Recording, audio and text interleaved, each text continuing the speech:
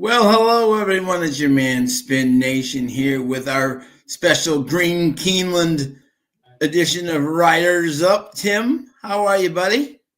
Doing great, counting it down. We are 8 days away. Yes, sir. Looking forward to it. The whole Profits crew next weekend, Saturday. Everyone will be there. Can't wait. 6 days for me. Can't wait. Exactly.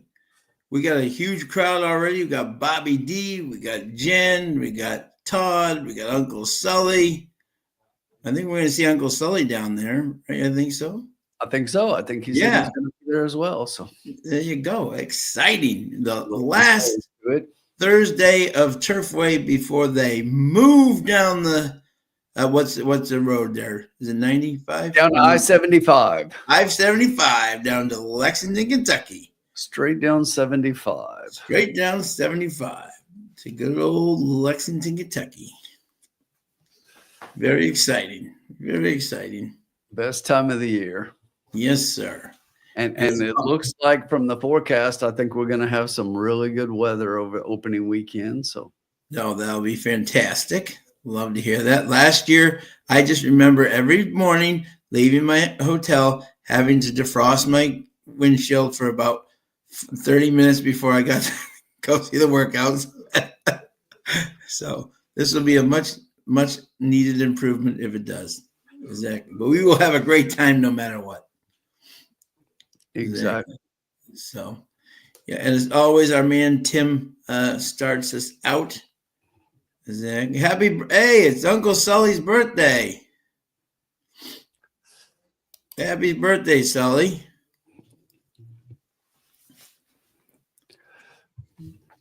Absolutely. Oh, good. JoJo will be with Uncle Sully. There you go. Excellent. Wonderful. Nice. Checking out the college. Yeah, it's exciting. Yeah, exactly. She just got a great school. Exactly. Right. I think Uncle Sully said that she was accepted at UK and headed that way. So awesome. Wonderful. And if anybody, just to recap there, if anyone was looking for the results in the first race, 10-9-2-4 was the results in the first race. In our last Thursday at Turfway. It's gone fast, hasn't it? It's amazing. It really has. It's been a quick meet. I remember when, we were doing Woodbine and we were excited because Turfway was starting, and here we are, and it's, Turfway is ending. So yeah, absolutely. So that's exciting. Absolutely.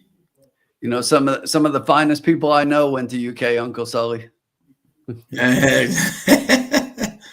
We haven't met him yet, but no. No, Jen, this man right here is definitely one of them. Jen Ochoa, how are you, my friend? Hope everything's going well.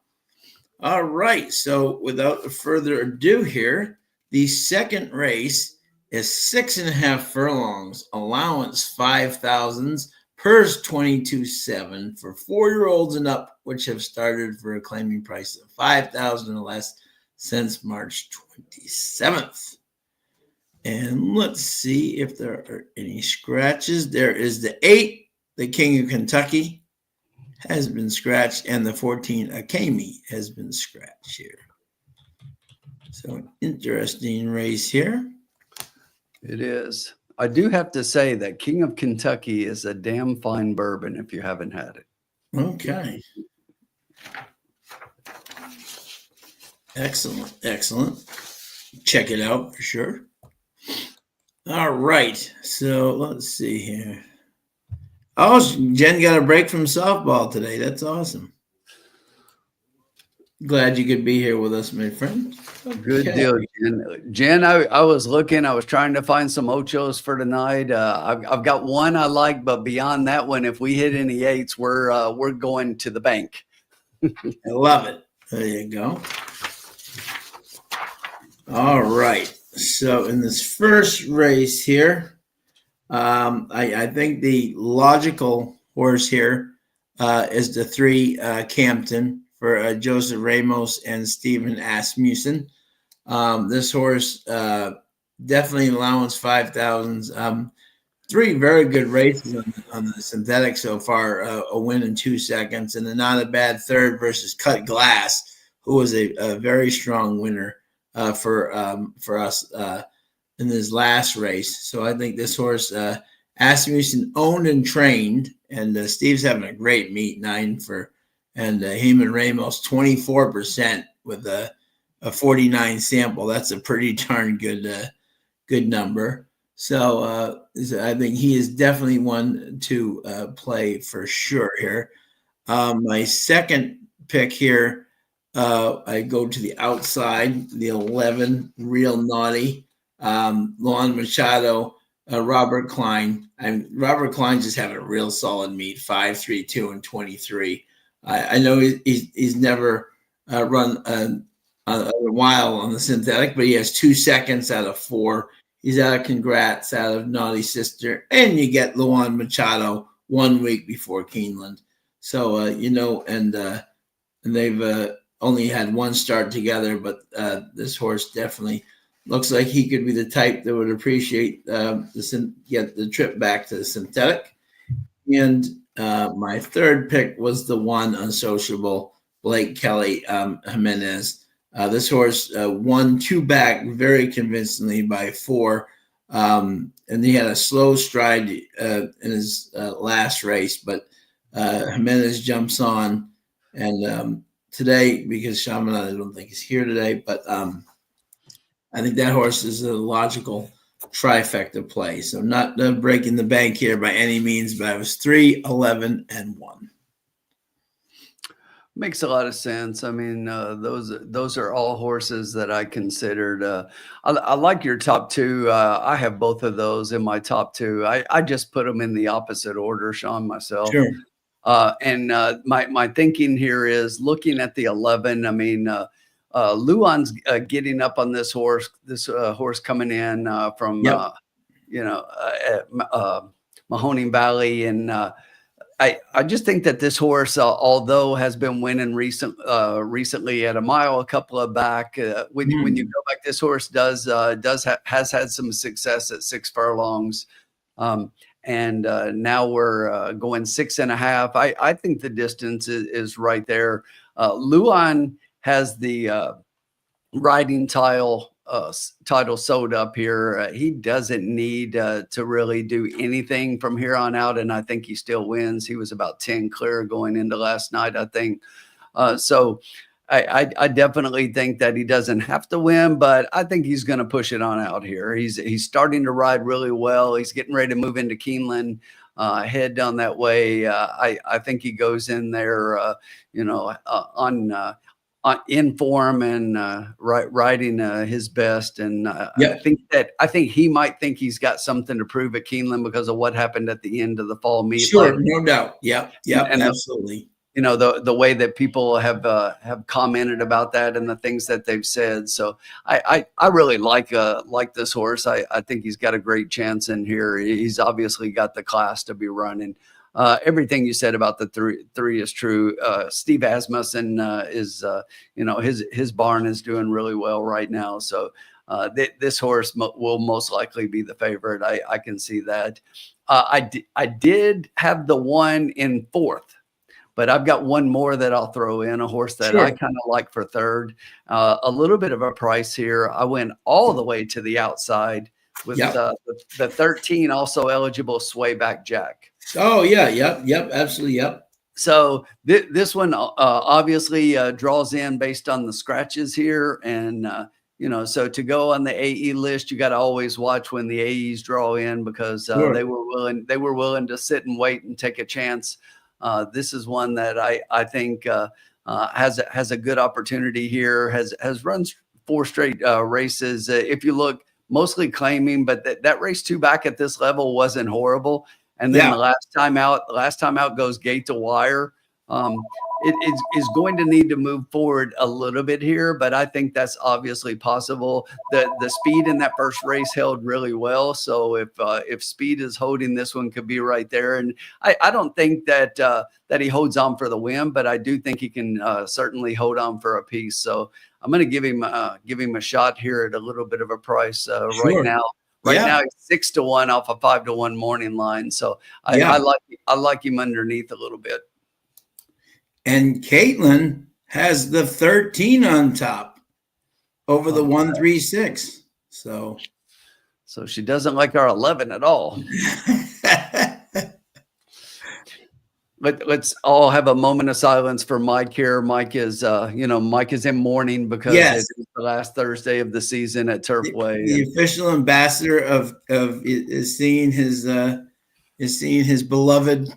Exactly. He is live tonight. He is he's having a session, a state of the Turfway address before they embark for Keeland, thanking the people and everything. Mike will be there around.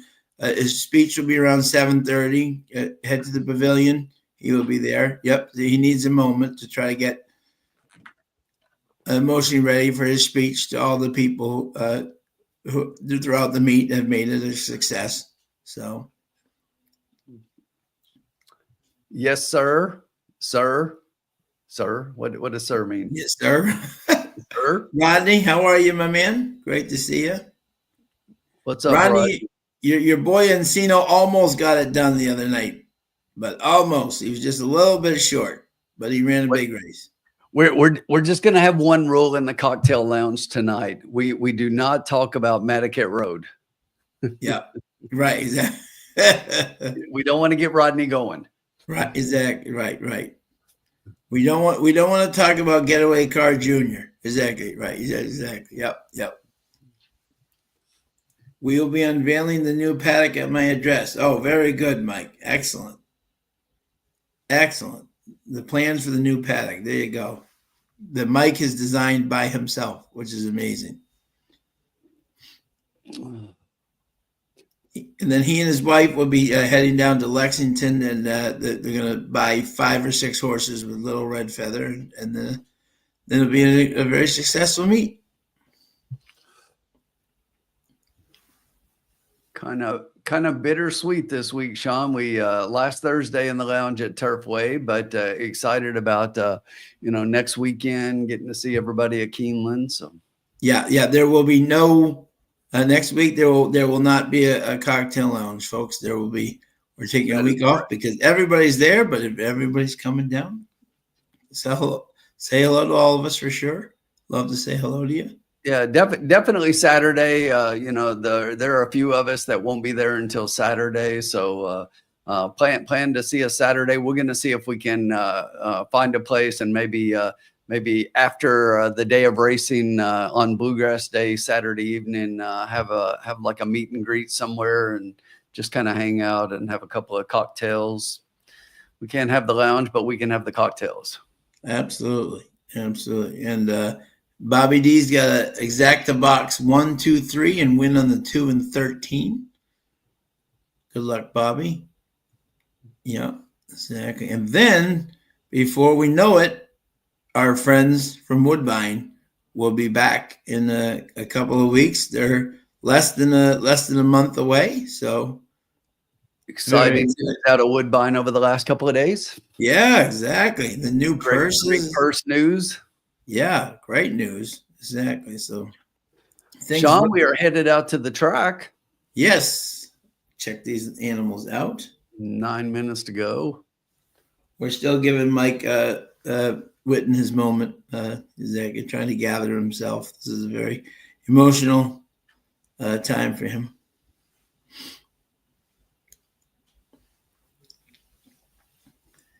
And we'll have some time in between the races to talk about the races this weekend. See if anything changed or anything. Big weekend coming up here. It is big weekend in Louisville down in New Orleans this past weekend. So one of my favorite horses runs at Gulfstream this weekend. Yes, exactly. It's got the hat to prove it. Exactly. Exactly. Should be a great weekend. Want to give our best both to Junior Alvarado and Tyler Gaffilio. Yeah, it's a tough week, and but we give our best to you, two fine guys. Hope you get healthy quickly, and we look forward to seeing you back. You definitely will be missed. Yeah, definitely, because we know that they were both on horses that we like. So yeah. So our friend Stephanie, what do you call it? Text me. He goes, "Who's gonna ride Carl now?" Carl Spackler, because Tyler's been the rider of Carl all the time. So I'm checking them out here, Sean, before we're betting here. We get 8 minutes to post. Thank you to everybody joining us tonight, as always.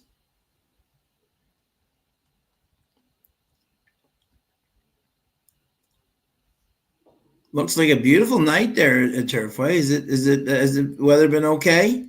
Yeah, it was really nice today. Okay, great. About 60 mild temps, a little bit of sun. Good. Wasn't bad at all. Yeah.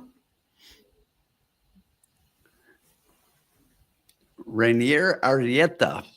Yeah, exactly. Sean, do you know, is that Francisco Arrieta's relative at all? Do you know? I believe it is. I don't remember what capacity, but yeah, I think they've if you look at some of the horses tonight, they've both been on at least one horse that I remember. It's like they went back and forth riding the horse. So yeah. I definitely think that there's some kind of relation there. Yeah. Francisco's doing a very underrated jockey in California. Yeah. Vince Watson, how are you, sir? Good afternoon to you. Hope all is well.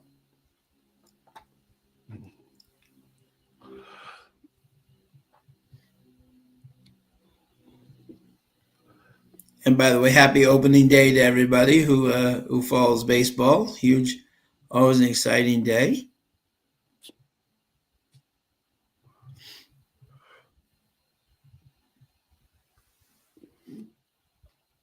Let us know what teams are your favorites. If you have a favorite in baseball on opening day, mine's obviously the Red Sox.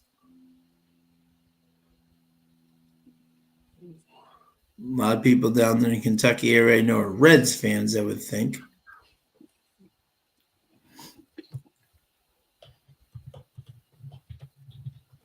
Terry Francona taking over the helm.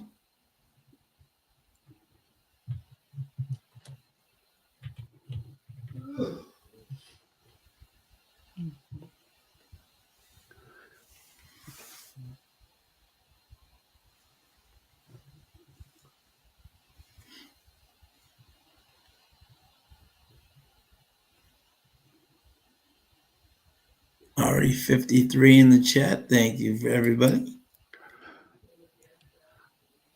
All right, Sean. I think we don't need any more time. Love it.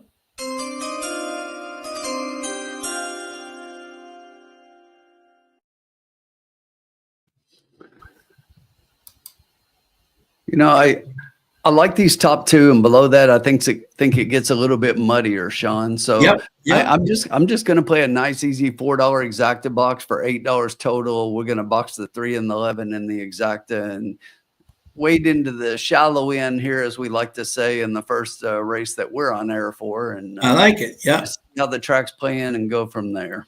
Yeah, I like that. Yep, absolutely. I think a very solid play indeed. And of course, as always, we'll follow right along with that. Very solid. Let us know who you like. Jen will be here for a few hours on April 17th. We're popping up from Nashville to go to Buc-ee's. Am I saying that right? Buc-ee's or Busey's? You're saying it perfectly. Buc-ee's. Okay, yep. There you go. People are Buc-ee's crazy, and I'm not among them. Oh, is this now? Tim, for all the people who are coming to Lexington for the first time, I know like there's never been a bigger thing in life, but should everyone visit the new Publix that is opened up in Lexington? That was the new. It's kind of funny, it's like, we got one here in Louisville not too long ago, and it's all the rave, and Yeah. But to be in Lexington, wow, there you go. James White, how are you, bud? Winning place in the 2 and the 10. Bob Jackson, how are you, my man? Bob? Best of luck to you as well. I just see Vince Watson checked in as well. Yeah. Missed his check-in. Great to see everybody on a nice night here. Yeah, 57 watching so far. Looks like 26 of you are on YouTube. So while you're there, if you don't mind, press that like button. Subscribe. We just went over 15,000 recently and already climbing from there. That. Congratulations. Thank you to everybody who made that possible.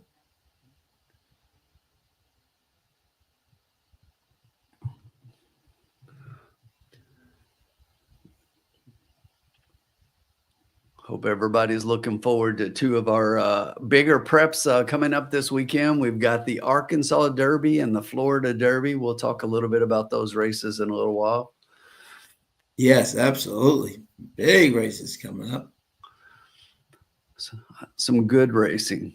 I really liked the field for the Arkansas. When I first saw the field for the Florida Derby, I thought it was a little bit lesser. But Sean, I said this on our video, but the more I look at that race, the more I kind of like it and think that it's going to be a good race. And there's some decent horses in there. Just a lesser known field. Yeah, and lesser known, but with some talent that could really be known very quickly if they run the right race, for sure. Absolutely. Bob likes the 1-5-11. I'm definitely with you. Sean and I both like the 11. I've got it first. He's got it second. He's got the 1/3. I've got the 1/4. Yeah. I really tried to like that 5. It's one that I went back to when I saw the horses in the post parade, because I actually thought the 5 looked pretty good, but I couldn't get on board all of the firsts and the zeros.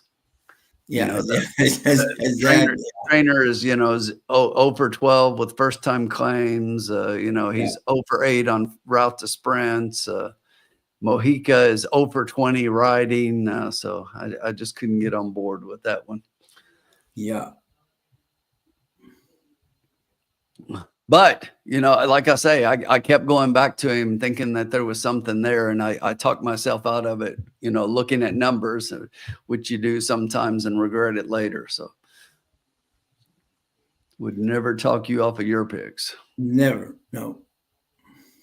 All right, Sean, we're behind the gate and loading up. Yes, sir. For race number 2 at Turfway, our first of the night. Yeah. Good luck, Rex. And once again, we're going to play a $4 exacta box 3 and 11 here, and both of them are paying a little over 20 to 1, Sean. So we'll take that. Unbelievable. Yeah, no, that's top 2 favorites, and it's paying 20 to 1. Yeah, can't beat that. Yeah. So the 311 is right at 20, just under, and the 11-3 is 22 to 1. So gotta love that.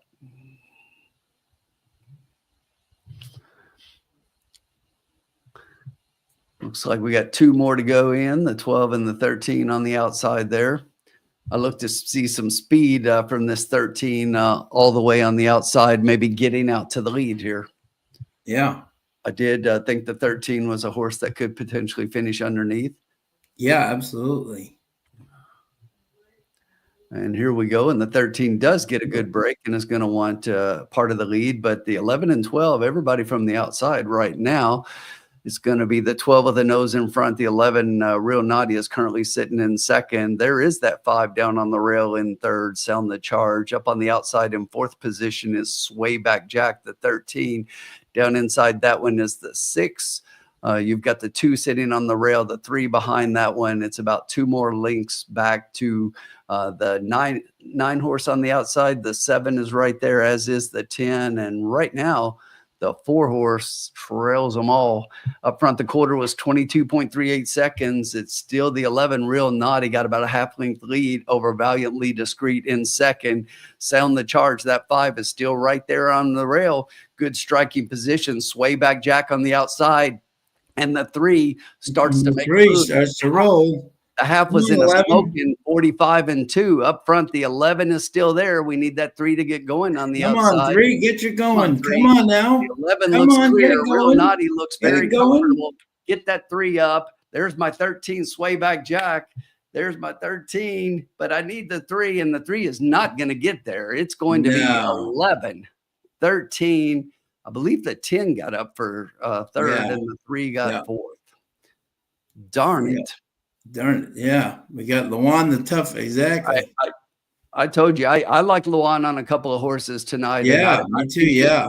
Just because he's got the riding title sewn up here, I don't think he's ready to quit yet. I think he's very excited. He's getting full throttle ready for Keeland. You see it right there at 5-1. Yeah. Bargain.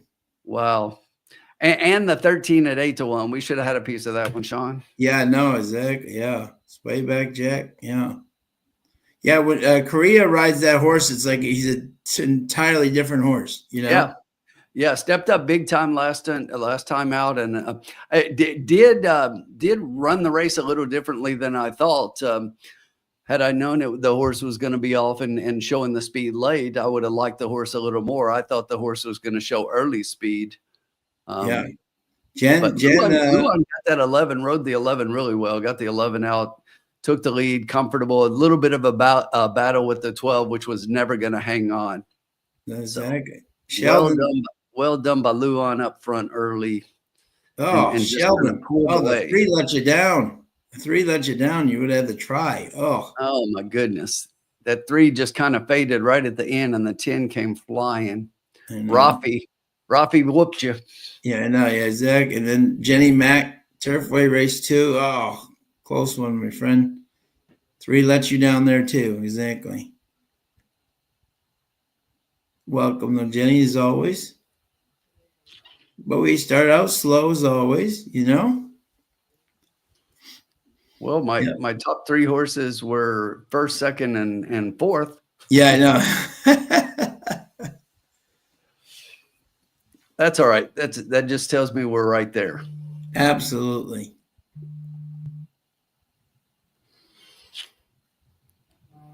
Absolutely. We only put a nice easy $8 on that, so we got plenty of bankroll left to attack the card later on as we see what's going on. That's right, Jen. We are just warming up. Just warming up, exactly. Yep.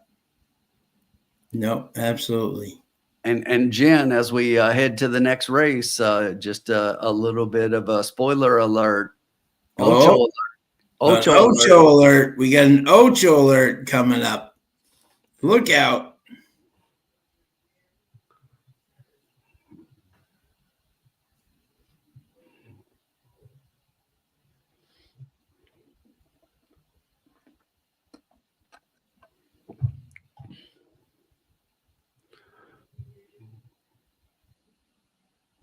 Thanks to everybody joining us tonight. Might have somebody joining us a little bit later. We'll see how that goes. We'll see how it goes. Absolutely.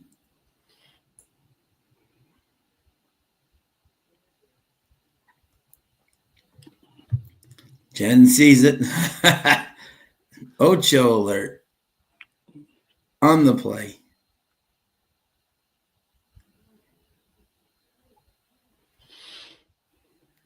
We came close there, very close. Yeah, what did you up to? Oh, $94 exacta.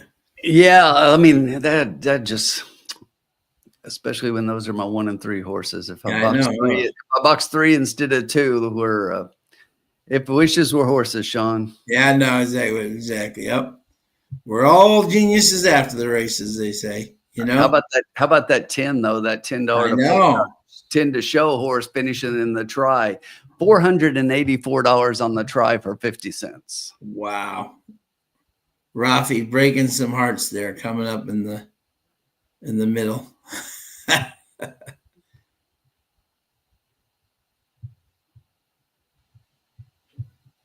Great to see them. Yeah, Rafi's gonna yeah, exactly. Rafi's got a couple more days, and I think he's gonna ride a couple of days in like a week or so in New York, and then head up to back to Woodbine to get ready for the season. Marv Beatty in the house. How are you, bud?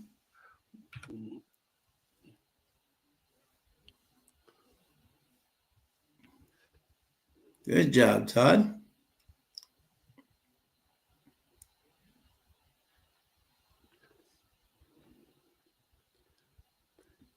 Well, I just look at the board, Sean. I expected this 7 to be an overwhelming favorite in this race. And I mentioned the 8, and now the 8 is the 2-1 favorite. Jen done went and hammered the 8. Jen, Right. what'd you do that for? Jen Right. done put all her early money on the 8, knocked it down to favoritism.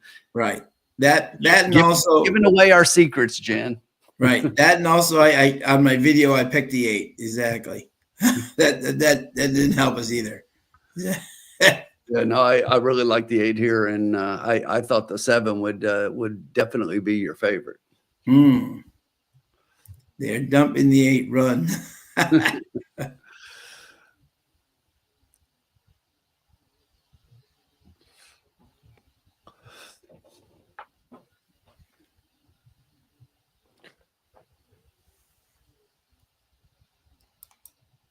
It was great. Yeah, exactly. So we have 22 minutes to post.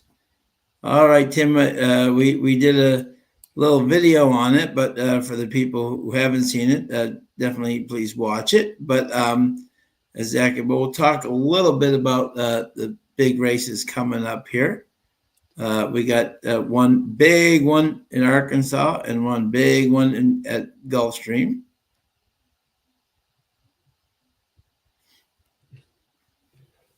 Which one you want to talk about first? Oh, let's go to Hot Springs, Arkansas. Hot Springs, Arkansas. Kansas. For the Oaklawn, Arkansas, Grade 1, Arkansas, $1.5 million race. Can the great story continue for one more race? It will be a battle, but the whole battle is definitely up for the challenge. You know, I think so, Sean. And you know, it's a horse you gotta love. Everybody loves the story, and fabulous story. I know that last race out in the Rebel, a lot of the better known horse pundits than yours truly and you. It's like we like this horse from the beginning, and I talked a lot about this horse going into that race. That at that point he basically was unbeaten on dirt. His only 2 times that he didn't win were the 2 races on turf. He was continuing to get better, and in each race, if you watched, I talked about how professional he was, and how if you look at those races, he just does what's needed to win. So yes, the speed figures weren't good, but the speed figures didn't need to be good. He did what he needed to do in each race to win, and he did it again in the Rebel. And I'll tell you what, he won that race and got his best buyer speed figure of 91 to date. And I think he could have gone faster and won by more and gotten a bigger number. But once again, he did what he needed to do to win. And you know, I find it hard, Sean, that it's a real thing with me that horses that have heart and just don't like to lose. They're out there, and you know, to me, he's one of them, and I'm just going to keep backing him and you know, see how he moves forward. Obviously, all the buzz is on Cornucopian. And you know, Cornucopian was in a maiden special weight race on the Rebel card. That day won convincingly a 6 furlong sprint for Yep. Bob Baffert. Irad Ortiz was up, and you know, it was a great win. Got a 101 speed figure, but there's a lot of questions about this horse. Hasn't been 2 turns, hasn't gone the distance. But look, Yep. I don't doubt that the horse is bred for the distance. It's an end to mischief, out of a distorted humor dam, and this horse can obviously get the distance. It's not that. It's a Bob Baffert trainee, gets one of the best jockeys in the game, probably the best jockey that could ride this horse under the conditions, in Johnny V. Yep. So I mean, I don't doubt the possibilities. But here's the thing, Sean, when I look at a race like this, if you play horses, what do we do? We play the numbers and we evaluate, and you know, we do that. Could this horse be the real deal and do this? Absolutely, 100%. No doubt in my Sure. mind. But am I going to bet a horse second time out against more experienced 3-year-olds who have, you know, have gone 2 turns, who have run Yep. really good races against better competition, you know, who are not on the outside, who don't need, you know, the lead to win? It's like over and over and over, and is going to be 7-5 doing all those things for the first time. Right. I'll On take the, a on the pass. outside, on the outside too. Yeah. Yep. Yeah, Yep. I'll take a pass. Show me you can do it. And Right. it's not that I doubt you can. I'm just betting against it. Right. That isn't that what we do? I mean, to me, if you look at most horse players, this is the Yeah. exact kind of horse that most horse players are going to play against. Look, Absolutely. if you Yeah. absolutely love the horse and you think this is the next coming of Flightline and Secretariat, then jump on board and ride him as far as he'll take you. I won't fault you for that at all. It's just that I'm going to bet and try to get a better price on a horse that I think right now has shown that he's got the goods. And to me, Yeah. that's Cold Battle. And then, Sean, we're not even talking about Sandman and Speed King and, you know, Publisher and other horses. Yeah. Sure. And that's why I think it's even tougher for Cornucopian in here, because, you know, one thing is Cornucopian's not going to get that lead. Speed King last time out in the Rebel did not go to the lead. I think they regretted that. This horse has a couple of sharp bullets since that race, and I think it just tells me that they are putting this horse out there.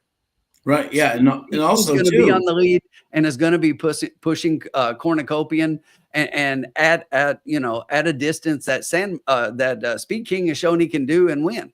You know, he won the Southwest gate to wire.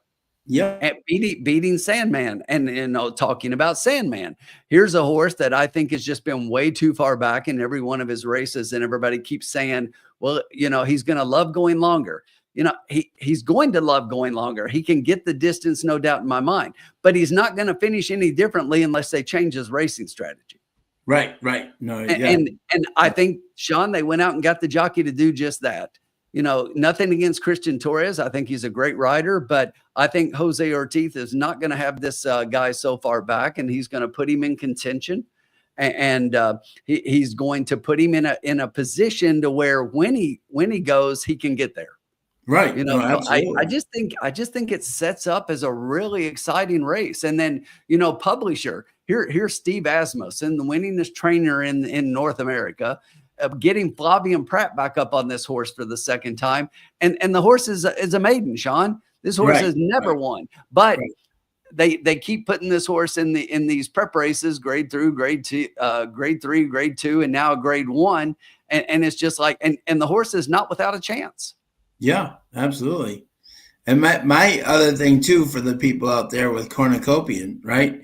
If this horse is the next Flightline, Irad, who rode him in the 6 furlong race, has gone to Gulfstream to ride Disruptor for Ripoli and Pletcher. Now, he does ride more for Ripoli and Pletcher, so you could always say that's a smart business move. But if he really thought this horse is the definite Derby horse, I would think he would have picked Cornucopian and stayed right with him in Oakland, but he went to Gulfstream. So I find that. Yeah, and I agree with what a lot of people are saying, and that is, Sean, that Irad is there to ride one horse. That's right, White Abarrio. So I mean, that's the horse that's really bringing Irad to Gulfstream. But look, I will tell you this: if Irad thought that this was Flightline, and he's been on his back, and he thought that this was his Derby winning horse, potential Triple Crown, I think he might have told Safi, hey, Can somebody else ride a Barrio one time? This is my Derby horse. I've got a really good shot at, I think he might have done that. But I don't think he chose necessarily Disruptor over Cornucopia. And I think he loves Disruptor. But I don't think, he's first call for those connections. He's going to ride for Pletcher and Rapoli every time he can. Yep. But I just think that, he's there to ride White Barrio. And to me, White Barrio is I can't wait for this year's campaign. And this is a horse that I think, being back in Sappy's barn, his 2 races this year have both been really good. Even though one of them was a second, he wasn't completely fired up in that first race back. I just really think that he has the potential to have an outstanding year and maybe even be older horse of the year this year. Oh yeah, absolutely. Absolutely. And someone was asking about my boy, wonder what Drew Bledsoe's up to these days. So the answer is he owns a very nice winery in Washington, his native state of Washington. And it's a very, very nice winery that does very, very well and is very popular to visit and everything. And he's doing quite well for himself. So that is what Drew Bledsoe is up to now. Hey, Irene, how are you? Thank you for joining us as always, my friend. Great to see you. But that is what Mr. Drew Bledsoe is up to. He owns his own wine. I still, Sean, I think the Arkansas is going to be an outstanding race. That's why I say when I looked at the field, I just thought that it was an exceptional field. And one horse we didn't even talk about is Best Friend Rocket. Yeah. And this horse is 20-1 on the morning line. I'm not sure that the horse is necessarily a win candidate, Kentucky Derby winning horse at this point. But look, all I can say is this. This horse went from the barn of Brittany Russell last time out here at Oaklawn and joined the barn of a trainer. You may have heard of him, Sean, D. Wayne Lucas. Yeah, exactly. Yep. And any horse getting in the barn of the coach, you got to seriously consider. And I will tell you, that was a decent race. And if you go back and watch, and we showed this on our show, watch our show and watch the video replay of what this horse did when he was actually passed in the stretch and just fought back between horses and fought back to win gamely. And that was the first time with the coach. So yeah, the coach is definitely going to move this horse forward. And this is one to, put in your virtual stable and see where he ends up. I'm not saying he's a Derby horse by any means, but he might sneak in the try. Yeah, absolutely. Absolutely. Wouldn't surprise me at all. No, none at all. Look at Mikey Whitten. The bankroll's up to $33, $3 to place and show on the 3. The real question is, Sean, we're not even going to acknowledge Dennis's comment there, so don't even read it. He's just a little bit bitter because his team played in the first round of the tournament and showed what everybody had said all year long, and that was the only reason they were towards the top of the ACC, because the ACC was about as weak as it gets this year, and it was Duke and a bunch of nobodies, and they were amongst his team was amongst the nobodies. Yeah, weak. We were weak. Exactly. Yeah, it was a really bad year for the ACC. Sully, I don't know what Mr. Neckroll Steve Rogan's doing. I think he's retired now. So, but Sean, right now we got 10 minutes to post. We got 10 minutes to post here. And let's change our focus back to Turfway here and talk about this race. Yes, and who are your Sean? top Why don't you read the conditions for me before I give you my picks? Absolutely, for sure. Exactly. Okay. We have race 3 here. Let me get my condition book here. All right. We have race 3, folks. We have claiming $7,500. Non-winners of 2. That means for 3-year-olds which have never won 2 races. And we have a scratch here of the 4 Roberts Moon, and also the 10 headline report. So 2 scratches out here. Tim, who are your top three, my friend?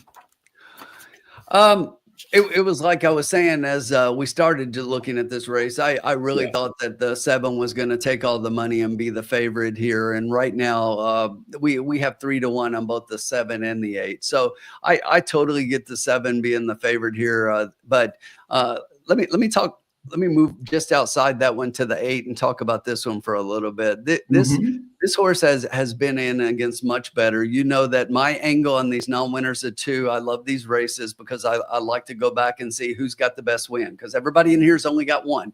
Yeah. So I like to evaluate and pit them against each other. And, you know, I look at the 8, and this horse won at first asking. Yes, the distance was a little bit shorter at a 4.5 furlong sprint, but it was at Keeland against a really good field. Won at first asking, then comes out and runs in 2 stakes races. Didn't embarrass himself, you know. Ran at Kentucky Downs, ran back at Keeland in the fall in the Indian summer. And then he takes a little bit of time off, and then runs in the spring meet in an optional claimer, and then drops to the claiming ranks at Churchill. So they put the horse on the shelf after those 2 races in April and said, let's give the horse some time off to grow up here. Now, as a 4-year-old, comes back, has a solid pattern of works here, has been working on the regular, has a couple of bullets in there, some really nice times, has the class, puts blinkers on. And I just think that for Wesley Ward, if anybody knows how to get a horse ready right off of the layoff, it's Wesley Ward. He's one of the best at doing it. So I love the 8. Behind the 8, you got to put the 7 in there. And, you know, the reason I put the 7 second, Sean, is because, I mean, this is like second city here. I mean, the horse has 2 seconds in 3 races at Turfway. He's got 1 second in his 1 race at the distance. Jimenez has more seconds than he does first or third. Michael Pino has more seconds than he does first or third. I mean, it's just second city. Right. You know, we're not talking comedy here. So just second city. But this horse is going to be there, but just, you know, there's something just like I said about Coal Battle, Sean, something about a horse that has heart and just likes to not get beat. There's also horses that just want to run behind people and just can't get past them because they're willing to run with horses and let them go by. And the 7 might be one of those. So I'm going to put the 7 second, and then I'm going to go outside there and just do 7, 8, and 9 between my 3. I like Meadow Value at a little bit of a price here. I thought I might get more of a price than I'm getting right now. This horse was 10-1 in the morning line, but has come down to 5-1, which is actually your 4th favorite. But I think that this is one 3rd off the layoff, and again has a couple of straight seconds. Gets Calleja up again here for Michelle Elliott, and definitely a horse that can finish underneath. It is going to be closing at the end, and that's why I like the horse for 3rd. Those closers are normally closing up in the show pool, but I think 8 and 7 is a pretty solid exacta. Yeah, there we go. Perfect. We are. And you have 5 minutes, Sean. Yep, exactly. I don't think we even need that much time. So we don't.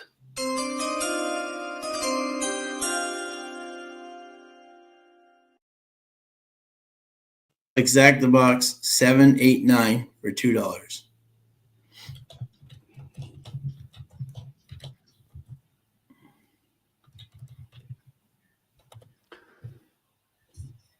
And if you're playing along, that'll cost you 12. Yeah. At home. It's what we should have done in the last race. We'd have hit that one. I'm an idiot.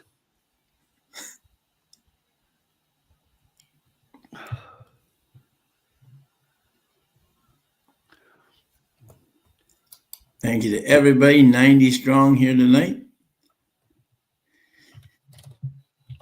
Jenny Mack said, I cannot believe he showed. Yeah. There you go. CB4 is in the house. How are you, buddy? Great to thank you for joining us as always. Dennis, I don't think I said you're an idiot. Yeah. Or maybe I did. I don't know. Bob Jackson likes a 6 for a price. Doesn't sound like they're fading the 8, Trusty.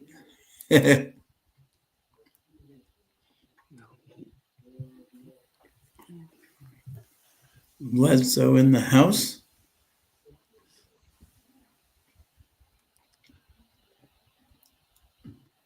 The 3 getting some money here at 3-1. The 2 off the 15-1 morning line getting the 6-1. The Luan factor. Yeah, that's definitely Luan. But I will tell you, this is one.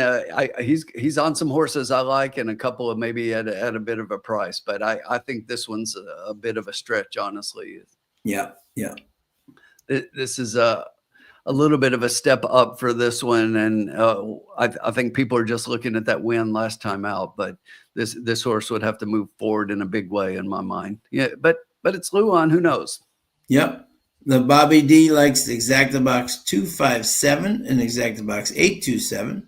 And Jen Ochoa, 10 cent Super 5678 Super Box. I like it, Jen. Good luck. Put Ocho in there.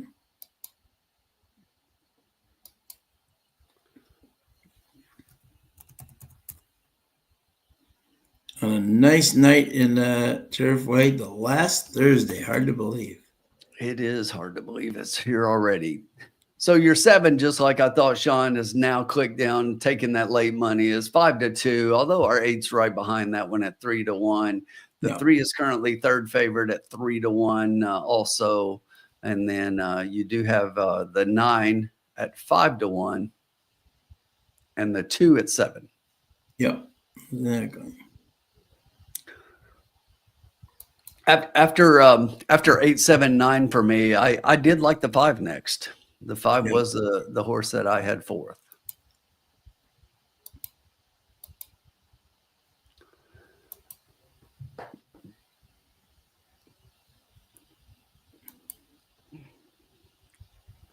The horse is beginning to get towards the gate now. Nobody wearing their shields tonight, which means it must be at Sean, we're going to have to change our bet because late scratch of the 7. They just late scratch of the 7. Scratch of the 7. Okay. Now the 8 is definitely going to take all the money. Yes, no doubt. No doubt. All right. May have to change my bet then. So we're going to stop. Let's see here. Okay. Let me see here. Interesting that the 7 scratches. Yeah.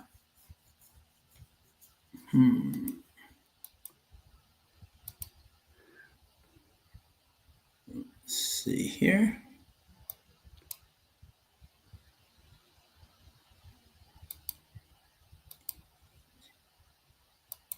Checking it out here, seeing what we're doing here.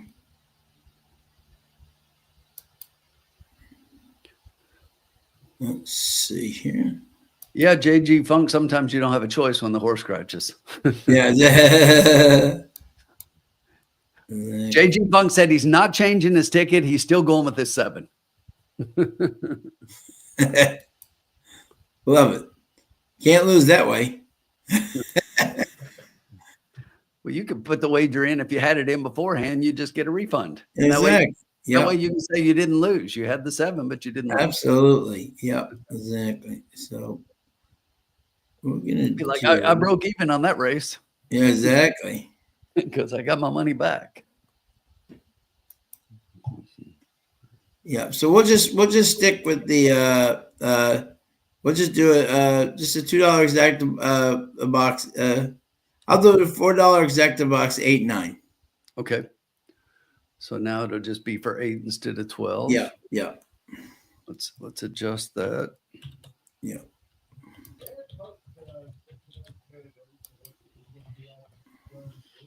So we'll add 4 back into the bankroll.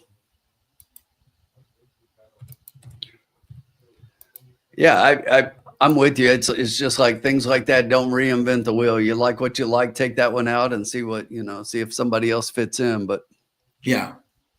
And I'm almost tempted, the way that I would play it with the 8 is just key in the 8 on top of, a couple of horses or something.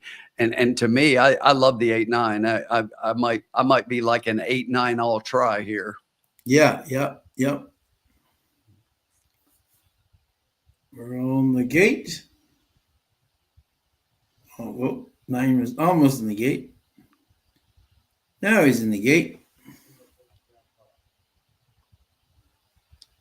Head straight. And they're off. There they go. The 9 from the outside gets a good break and is just inside that one. The 8 horse is going to show the lead. The 6 is now moving up into second. Down on the rail, the 1 horse, Tis Big Money, is sitting in fourth.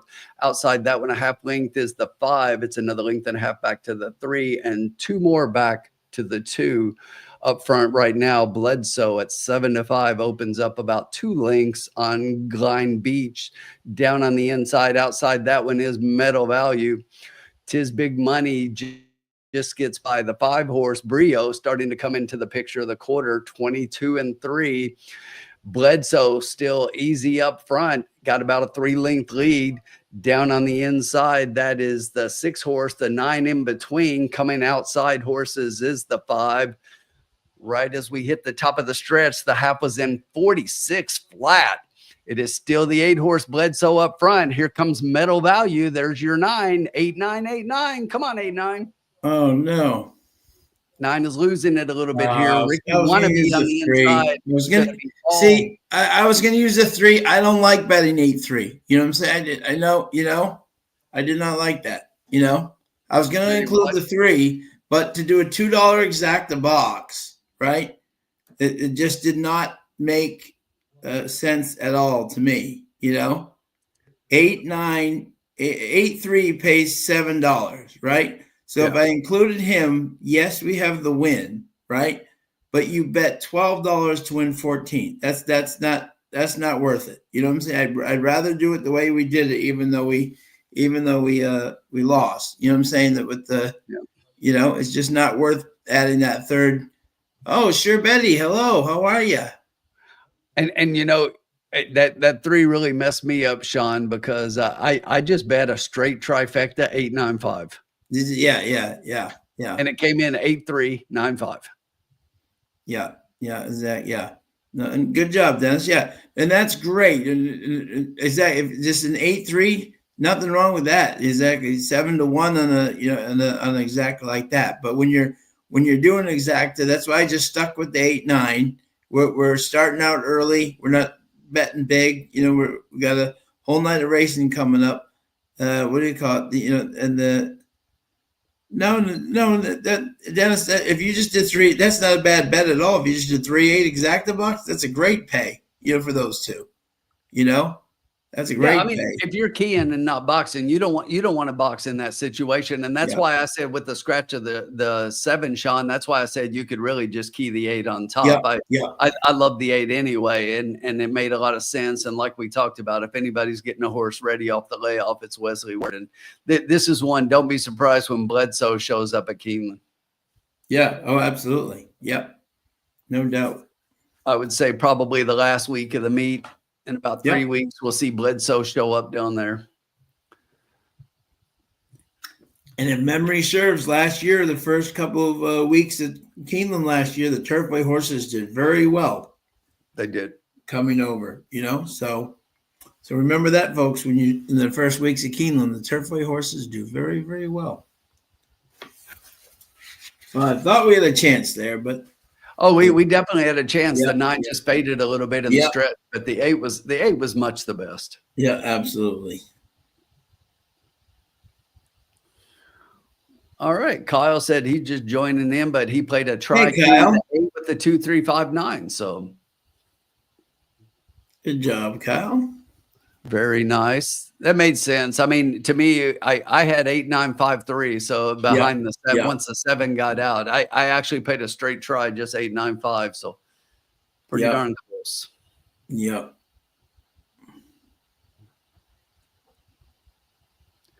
Yeah, Dennis, you're right. He has a chance of getting claimed here, and that's probably why Wesley's got him in here. Yeah. But if he stays in Ward's barn, he'll be back at Keeland in the claiming ranks, trying to maybe get rid of him again. Yeah, absolutely. Yep. But we'll see if we hear anything from Tony about him being claimed here.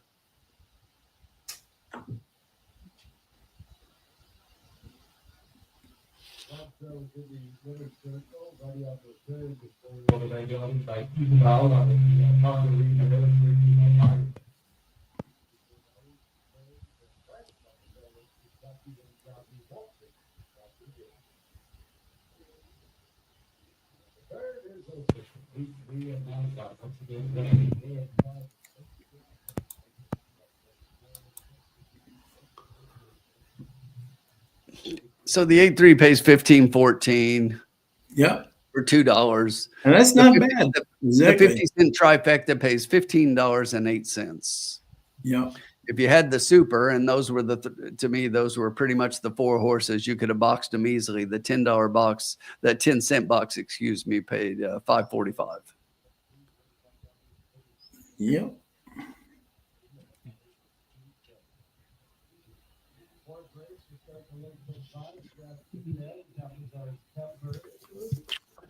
Sean, I'll be right back. No problem, my friend. Yep. Hey, Fab, how are you, sir? Yeah, there you go. Yeah, nice hit, Dennis. Nothing wrong with that. And Kyle, great hit.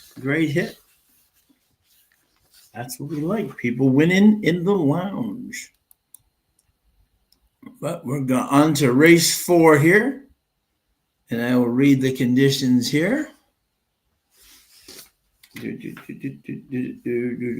Race 4, 6 furlongs, allowance 50,000, purse 34,000 for 3-year-olds, which have started for a claiming price of 50,000 or less. So that, and let's see if we have anybody scratched from here. We have just the 10 Tapazar Temper, leaving us a full field of 9. And this should be an interesting race for sure. Fap like 6 Stargazers Dream in the next race. So definitely keep that in mind. The Super paid $5.45. Yep, kind of formful. Exactly. But hey, a win is always better than a loss. Absolutely. I will trade with that person for my bet. So any time of the week. So yeah. So we're glad to have everybody tonight joining us here for the last week of the Turfway. Hard to believe. As Tim said earlier, seems like we're just coming on for the first week of Turfway, and now we're already to the last. That means nicer weather is coming. That means Keeland is opening, and that is exciting. For sure. We're almost April, opening day. The Red Sox are 1-0. Undefeated on the year, beating Texas. So Dennis Trusty like Stargazer underneath. And this is a very interesting race.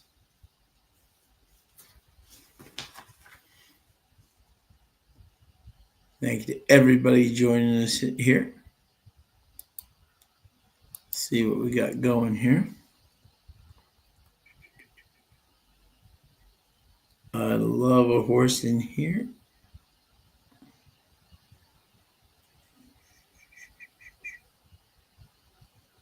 Mikey Maker. Got a horse in here. We got Drury. We got Alvarez. We got Greenhill. We got Kelsey Danner. We got Brad Cox. Look at this. Peter Yurton. We got the big boys in here, ladies and gentlemen. Very exciting on this last Thursday. Cincinnati Reds choked a game where they never trailed besides the 9th inning. Baseball is back in form. Oh, it's one game, Dennis. It's one game. Terry Francona will get that crew in ship top shape in no time. Won multiple championships with the Red Sox. So he does good with teams in red. So, and with red in their name. So, exactly. And what are we all drinking tonight? Let us know what you're drinking out there. I have my normal sparkling ice here, as always, fruit punch. Tim, I'm sure, has got a stout or something that he will tell us when he comes. Right on time. You know I do. What Yep. my current favorite, Sean, I've showed this one a couple of times. It's a Mm-hmm. wheat bourbon barrel imperial stout from West Six Brewing with Castle and Key as the barrel, their local distillery here, and that's got both cacao and vanilla bean in it. So Yep. it's like one of the best stouts I've had in a long time, and they just put it out this year and basically sold out of it pretty quickly. It's incredible. Yep. There you go. Let us know, you guys out there, what are you drinking tonight? Exactly. Tito is an excellent manager, no doubt. Multiple World Series champion with the Red Sox. So we always are huge Terry Francona fans rooting him on. So that is good. All right, Tim, I'll read the conditions again for you. 6 furlongs allowance, 50,000, purse 34,000 for 3-year-olds which have started for a claiming price of 50,000 or less, or which have broken their maiden in a maiden auction race and which have never won a race other than maiden or claiming. There we go. Another beer with a name that counts as a run-on sentence. Dennis is saying my glass is empty. Actually, Uncle Sully, it really doesn't even have a name. It's just their bourbon. It's just a bourbon barrel imperial stout. There you go. It really doesn't have a name. It's part of their Springhouse series. They did with some of the local distilleries and getting barrels from them. But it's an incredible friggin' beer if you like stouts, and I love them. That's awesome. So, Sean, what did you like in here? All right. Well, here we go. Sound that alarm, because, right, if you watch my video, spin is got like spin back. Exactly. So, exactly, the Michael Maker and the Juan Machado. I was really impressed with this horse last time. The mile, it faced some special caliber in my own, who are two very good maidens on their own. It finished nice 5th, nice 4th, leveled off in the stretch both times, but then dropped back to 6.5 furlongs and just really came on late for Luan. I was very impressed with that stretch run. Again, Luan Ariana has already got one tonight, and I think he can get with this one. I think Mikey Maker and him 31% out of 51 mounts. So clearly these two have met in the winner's circle many, many times. And I think this horse is definitely the horse to beat, in my opinion. The second horse I had in this race was the 3 Great Area. And 11-1, I'm shocked at the price. This horse just runs solid races all the time. Definitely 1, 2. And look, he comes in third, second. Doesn't like to win, but he's always in the money. So I think from a trifecta standpoint, I put him second. He just likes to hit the board. So I would have no problem putting him in third, because my third pick, who I think you could definitely make the second pick if you so choose, is the 6 Stargazer's Dream.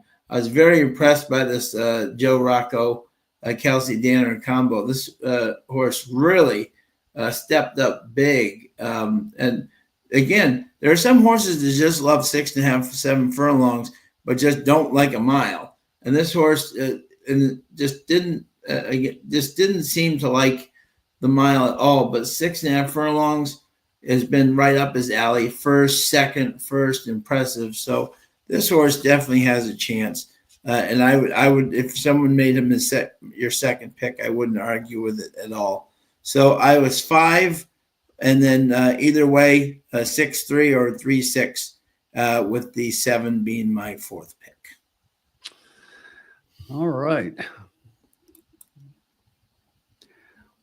So, Sean, this is one of those rare occasions where you and I are a little bit different. All right. We've been on the same horses in both of the races so far, even if they were in slightly different orders. But Yeah.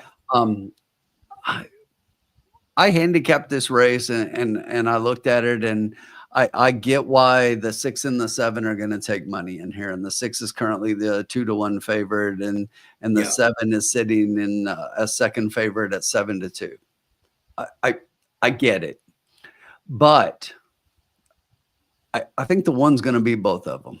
Okay. There you go. Yep. Yep. I love the 1 here, Yeah. and so I looked at this horse, and here's a horse who in 4 races at Turfway has won 2 of those, and last time out gets claimed out of that race, and comes back, and comes back in very quickly. They're putting Yep. the horse back in. They hit it about 17% off the claim.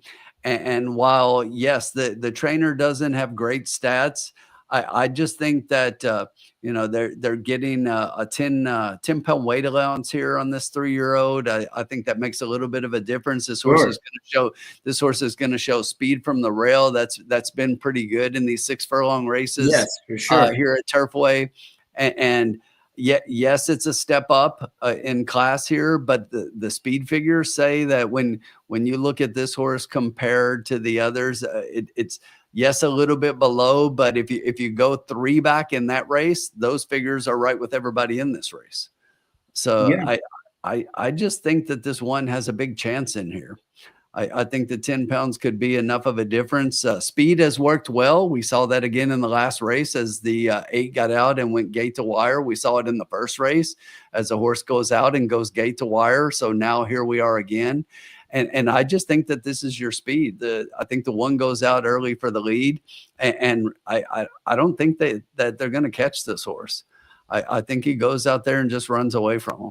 Sure. I do have the 6 second. I like Stargazer's Dream. I see why this horse is the favorite. I definitely, it makes a lot of sense. This is probably your best closer in the race. Going to sit just off the speed. Going to get first run, but I'm not sure that they're going to get there. Plus, Kelsey Danner in the trainer stats is right there, and Barnes doing really well right now. Joe Rocco Jr. getting back on this horse. He won last time up on this one. And I think the 6 has a big shot. And then I did have the 5 even above the 7. I like your 5. Yeah.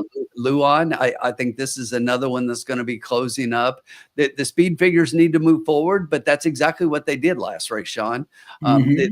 This horse went from running the mile, went from routing to sprinting at 6.5. We're coming back now at 6. And I think that this horse can move forward again. And if he does, I think that's good enough for 3rd in here. I do have him more as an underneath play for me. But if he moved forward enough, I totally see why you like him in here. And then the 7 would be my 4th. The 7 has to be right there with everybody else. But the thing about it to me is the 7's a need the lead type. The reason I didn't like the 7 a lot is because the 7 hasn't tried the surface. Sure. The dam here, I mean, she's all turf. Yep. And while we all understand and look and know that Omaha Beach, can definitely produce some okay synthetic runners, I just don't like it. And even though it's a Brad Cox train and nobody's barn is as hot as his is right now in the country, and he's doing really well, but gets Gabe Corrales up. So I see everything here, but I need to see a race on the surface at Turfway before I like the 7. So I'm really fading the 7 a lot here. I'm not a big fan. So 1, 6, and 5 is where I ended up. So it puts us kind of close with the 5 and 6. But I absolutely love this 1 at a price. Yeah, absolutely. And yep, and you're not alone there because Vince Watson has got 2 across in the 1. JG Funk likes the 1 also. Like it. Tim wishes Kentucky is playing tonight, and Tim had to choose between the Lounge and the Bats. There you go. Bobby D likes 1, 2, 3 and the win on the 4. Mike Witten's been playing the rail 3 in speed last 4 thirds and seen a lot of success. There you go. Timmy Snell, how are you, sir? Thank you for joining us. $10 daily double 5-1. And Fap's got a fun thing here. Fun fact: Kelsey Danner, lifetime Colt runners, 23% ROI from well over 300 runners. That's impressive. And we even got the Formula joining us. How are you, Formula? Oh, it's great to have you join. And check his videos out as well if you're looking for the races this weekend. He's put on that, so definitely check those out as well. Yeah, right now, Mike Maker is leading the trainer stats. He has 17 wins. Kelsey Danner's right there with 15. Yeah. So that's why I say this barn has a shot at being the getting leading trainer title here at the meet. So you can't discount anything they're putting out. They're obviously going out to win and trying to get the leading trainer title here. So. Yep, absolutely. But we got 8 minutes left. Let's take a quick look. We just got on the track. We'll take a look and we'll figure out exactly how we're going to approach it. Absolutely. And let me go back here, by the way. Kudos to Colin. Just completed his 20th opening day at Nesson. That is awesome, bud. Nesson is the major sports network up here, and they carry the Boston Red Sox. And Colin just completed his 20th opening day at Nesson. So congratulations, bud. That's a great accomplishment.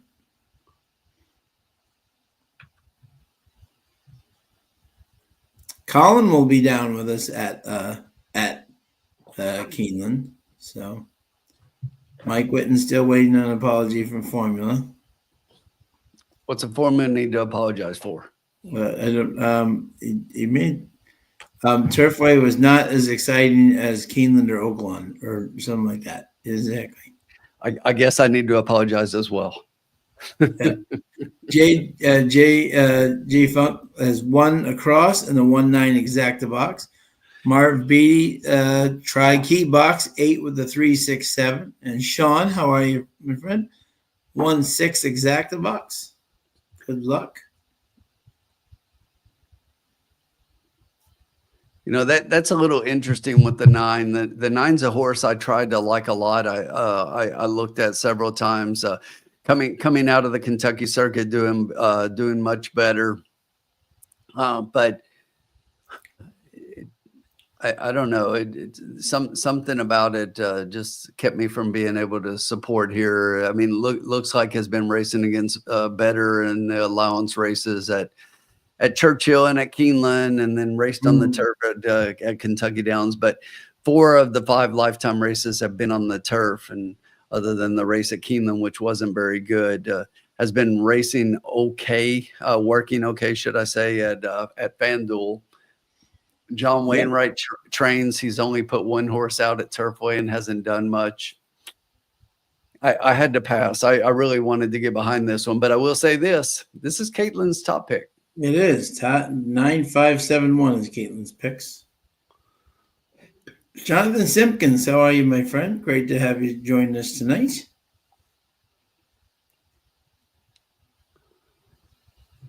Rick Johnson, always a pleasure to see you, my friend. Mike Witten's bankroll up to $37, doing great. Jonathan Simpkins got exacta box 1, 2, 3. He's going inside. Not a lot of people going for the spin horse.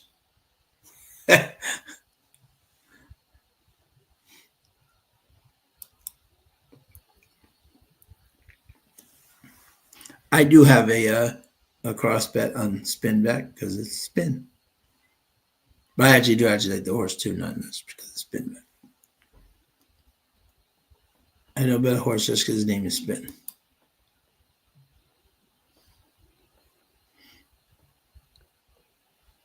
It looks like a beautiful night out there. No masks, no, and like the cold masks, Yes.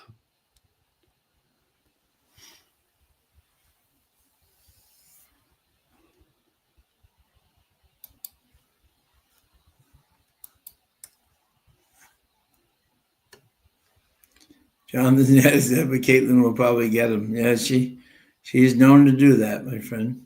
Very talented handicapper indeed. Sean, I think I might have a play here.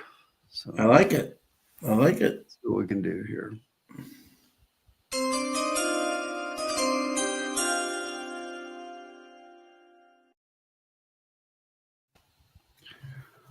All right, I'm going to drop this one into the chat really quickly here so everybody can follow along. But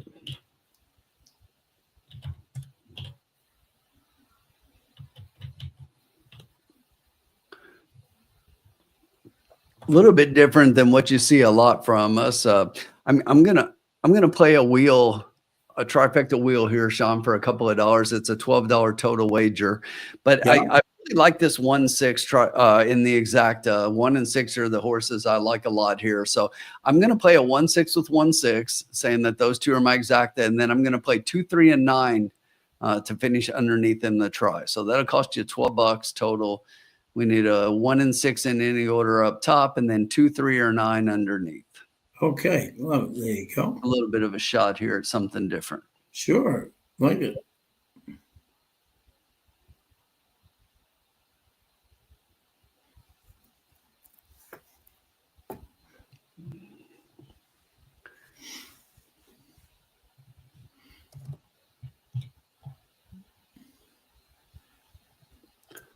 Just relax tonight watching the basketball games. March Madness back in action tonight.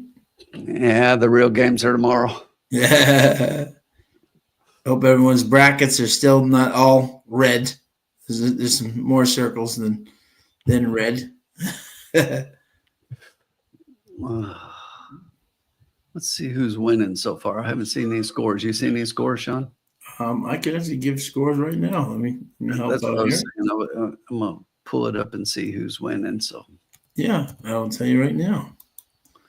The updates right now are BYU. We only have one game going on right now. It's BYU 17, number 2, Alabama 15.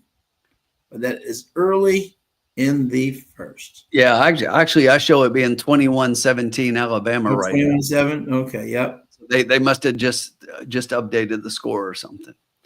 Yeah. But later on, we got Florida and Maryland, Duke and Arizona, and Arkansas and Texas Tech. Yes.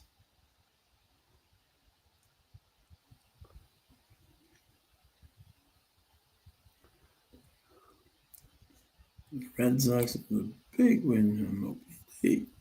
James White has got winning place in the 3 and the exacta key 3 with the 1, 2, 5, 6. Good luck, my friend. We've reached the gate.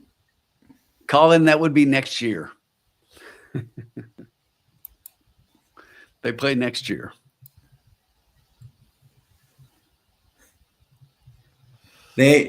Colin, they played today. They played 18 holes of golf today. It was a nice day, and they all skipped class today and went and played at the local Louisville golf club.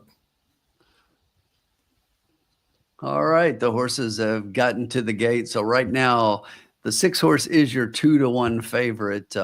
Pretty wide open below that one. The 1 is currently second at 6-1. Didn't really. Oh, excuse me. The 7 is still 9-2, and then the 1 at 6-1.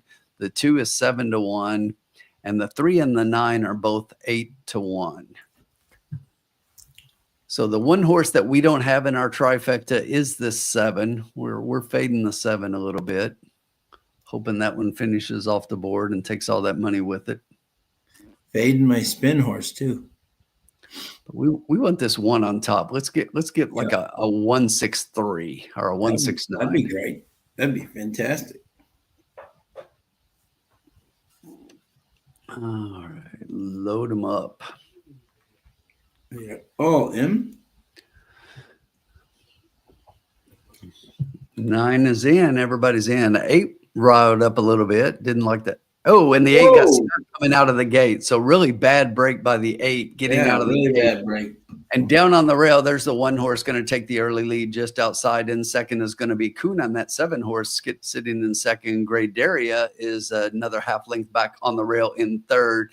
Back in fourth position on the rail is Look for the 2. Yeah. Just outside that one, the 9 is starting to make a little bit of a move up into 4th, passing that one. It's a couple more back to the 8, recovering from that really bad start. The 6 behind that one, it's the 5 and the 4 trails the field up 4th. The quarter went in 22 and 1. Alto Belly, the 1 horse, still leads, but the 3 horse down on the inside, Gray Daria, is starting to make a move. That 7 Kunan looks to be tiring a little bit on the outside. We'll see what happens here as they hit the stretch. To be going backwards. We still have our 1. We need the 6 coming on the outside. Here he comes. Come on, 6. 6. Come on, 6. The 6 is coming late. We need get up there, 6. Come on, 6. Here we come. 6. Here we come. 6. We don't need the 7. We don't need the 7. Yeah. Ah, damn it. 1, 6, 7. So close. But the 1, as I said, at 6 to 1, that's one you at that price. I love that horse on top. We should have played him flat. JG Funk, congratulations. Did the win play show, did the smart thing, my man. Yep. That was a horse I loved on top. I thought this horse was just going to run by everybody and did. Yeah, exactly. Yeah. I just wanted that 7 to fade. Then we get our 6, 2, and 3 are the next 3 horses. Everything we had underneath. I know. Yeah, exactly.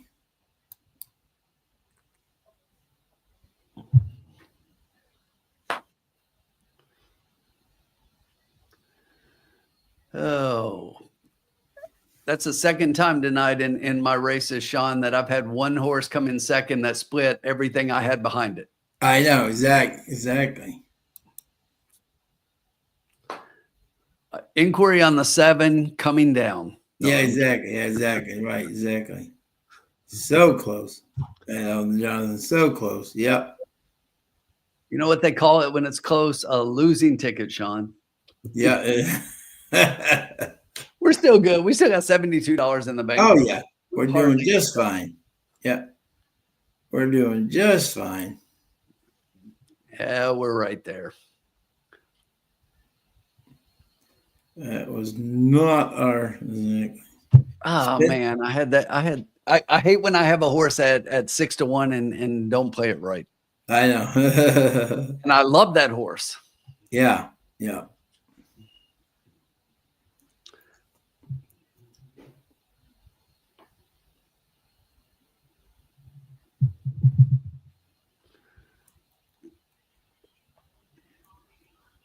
I thought the 7 was fading at the top of the stretch. I thought I was in good shape. I thought so too. I thought the 7 was, but he showed great resolve there. You know, he did. Got to give it to him. Typical Turfway. Oh, Todd hit the try and exactly. Good job, Todd. Good job. JG Funk, great win, my friend. Great win. JG Funk rolled with BYU today because they already used Bama and Tech. Duke and Florida have too much future value. Okay, there you go. Bob Jackson hit the exacta. Good job, Bob. Good job, Bob. Great hit, bud. Great job, folks. Oh, and Jen hit the exacta. Good job, Jen. Fabulous hit.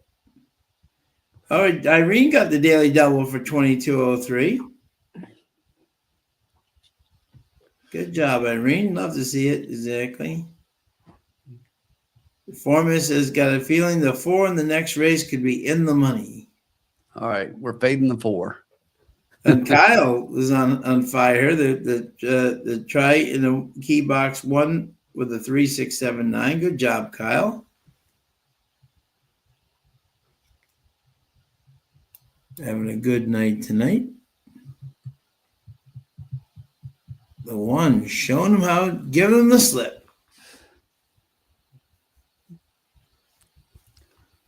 Giving them the slip.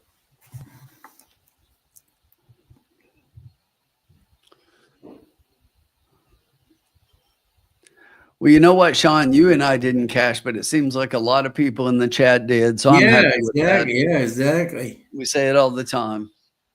Yeah, absolutely. Appreciate that, Kyle. Thank you for the compliment. You know, a lot of people like to talk down about Turfway and saying that you can't handicap, you can't win, and I always say it's a load of crap. It definitely has has the races to where you see some longer shots come in, and you don't see that everywhere. But I think we've talked about it a few times, but I think the complexion of the track and the people that are shipping horses in and wintering horses here now has changed a little bit, and it's kind of changed the game. And I do agree that the occasional long shot makes it harder for a lot of those people that love to play the horizontals. So it makes the horizontals really hard. But verticals is where it's at to me at Turfway.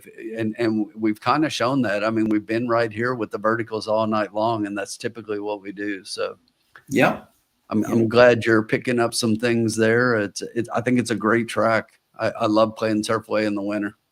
Yeah, it's great. I mean, I look at what's going on down at Gulfstream, and their championship meet to where they couldn't even run a race on the turf today, and it was like, barely soft, I think, but it's just a little bit silly. But the surface down there is a little bit different, but everything's on the Tapeta down there, and it's just to me, it plays completely different from Turfway, and you don't get the prices. So, I much prefer Turfway to that. I have an unrelated question. Where do you stream from? From the overlay that you're using? Thank you. So we use StreamYard. StreamYard, yep. Yeah, so we use StreamYard for our live streams. Yep. Exactly, page 4225. Wow. Good job, Jen. Yeah, nice. Very nice. 42. Congrats to everybody who cashed in that one. But I mean, I'm not surprised. That one was like third or fourth favorite there. And I thought the one was much the best. So exactly. But we move on to the fifth race. Or is it what they say? Shoulda, woulda, coulda. Who was the sixth race? Shoulda, woulda, coulda. Zach, and it was the sixth horse in this next race. All right, fifth race, 6 furlongs, maiden special weight, 41K for auction maidens, 3-year-olds. And do we have any scratches? We have the 8 Big Lambros is out, and the 12 is out, but we're leaving us still with a full field of 10.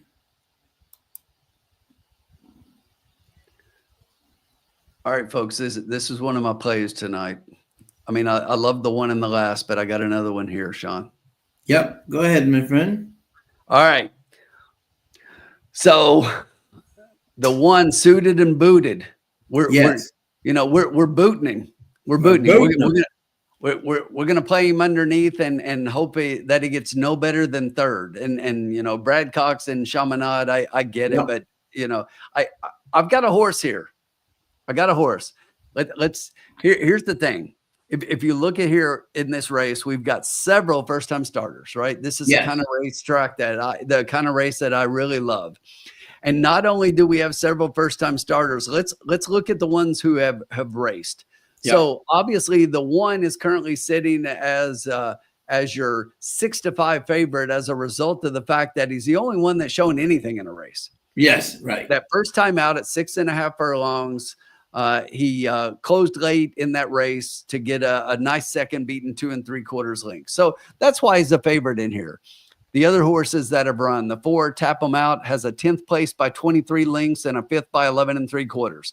No, thank you very much. No, the 7 horse, while at Ellis on the dirt did okay, that mile race at Turfway was 6 beaten 12 lengths in a maiden special weight. So you look at the 11 Brother Kenny, and this is one getting Lou on up. Makes a little bit of sense. I like the horse a little bit underneath as well.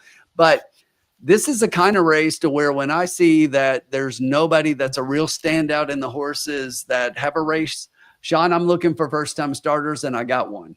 Okay. So we're going to go to the 9. Yes, backtrack. Let's talk about the backtrack. All right, so one thing that I love to look at, a lot of people look at your sire rating with first-time starters, and we got Kozan here. He's a decent 14%, and that's not bad. Yep. But a lot of people overlook the importance of the dam. Let's talk about Afira. We'll call it Afira. Yep. Let's talk about Afira. Afira has put out 5 horses to race. Yep. Out of 5 horses, Sean, as first-time starters, here's the way the 5 have done. 3 wins, 1 second, 1 third. Yep. All 5 of them have hit the board. 60% winners from this dam as a first-time starter. Now let's look at the works. Is this horse working well? Okay. Last time out was a good maintenance. Before that, Bullet 5. Before that was in the mud. Before that, Bullet 4. This horse is working lights out. Who's the trainer? Oh, none other than Joe Sharp and getting the biscuit on board. Yep. Give me 5-1 if I can get it. I will love 5-1, which is, right now, which we're 9-2. Just switched over to 5-1, but 8-1 in the morning line. I didn't think I was going to get 8, but I will take every bit of 5-1. Yes. And I absolutely love the 9 in here. Yes. I think this 9 is head and shoulders. And so I said I like the 1 underneath and the 11, but I got one that I like between them. And if I'm going for one of the horses, I went back and forth and yes, the 1 and the 11, and I get Luan and everything, but I think Dixie Devil here, with Rafi getting up, this is a horse who first time out, that doesn't show a whole lot there. If you look at that, but that was at a mile. Now we're cutting back to 6 furlongs. Yep. I like the route to sprint angle here. They Thomas Humphreys fires at about 20% doing that angle. The connections are 2 for 4, Sean. They've won 2 out of the 4 races, putting Rafi up for Humphreys. So I think Dixie Devil is another one at a potential price here right now, currently sitting at 15-1. That could be a part.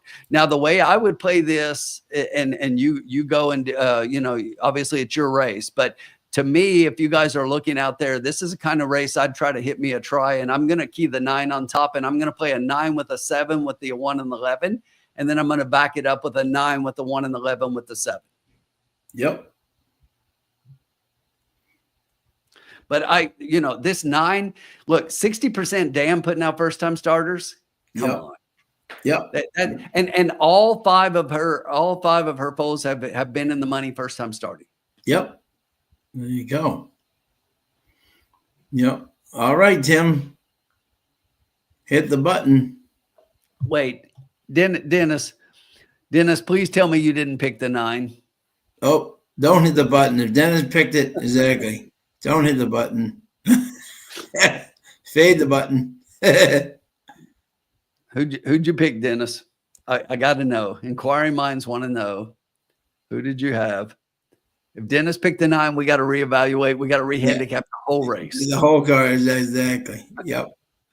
You ready, Sean? Yep.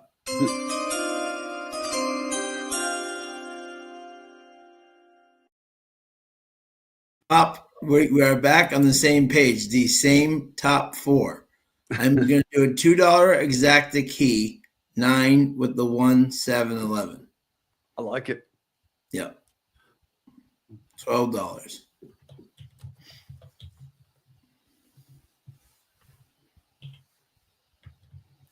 Dennis is suing for copyright.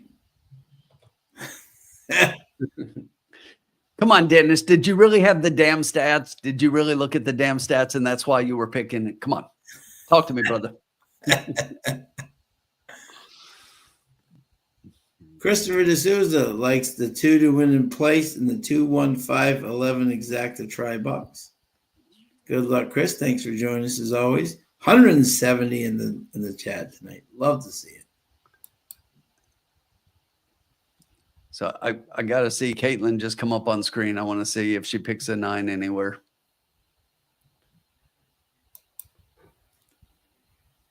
Scotty there with her. Scotty Shapiro. She does. 1, 2, 11, 3 is her picks. She's going chalky. She got the 2 as her price. Yeah. Now, Alan Schneider, who's with her, has 1, 9. Yep. So they are seeing two completely different races. Exactly. Yes. And that's what makes other than the one on top and the three Yeah. underneath, their middle two picks Yep. are four different horses. Exactly. Yep. That's what makes racing so exciting. Yep.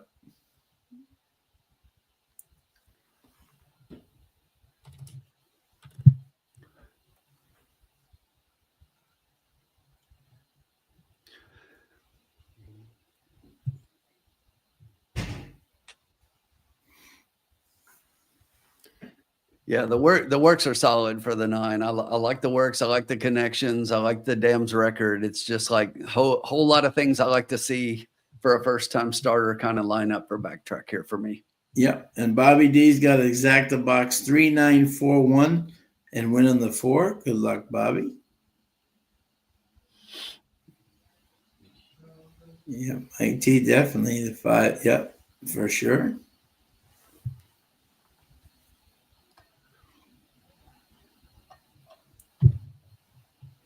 After this race, we'll do a little look-see into the Gulfstream big feature this weekend, the Florida Derby. Let's do it. You got Manny Franco and Mike Smith joining the party down there.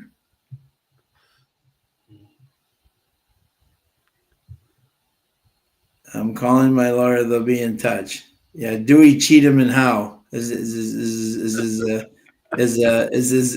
law firm.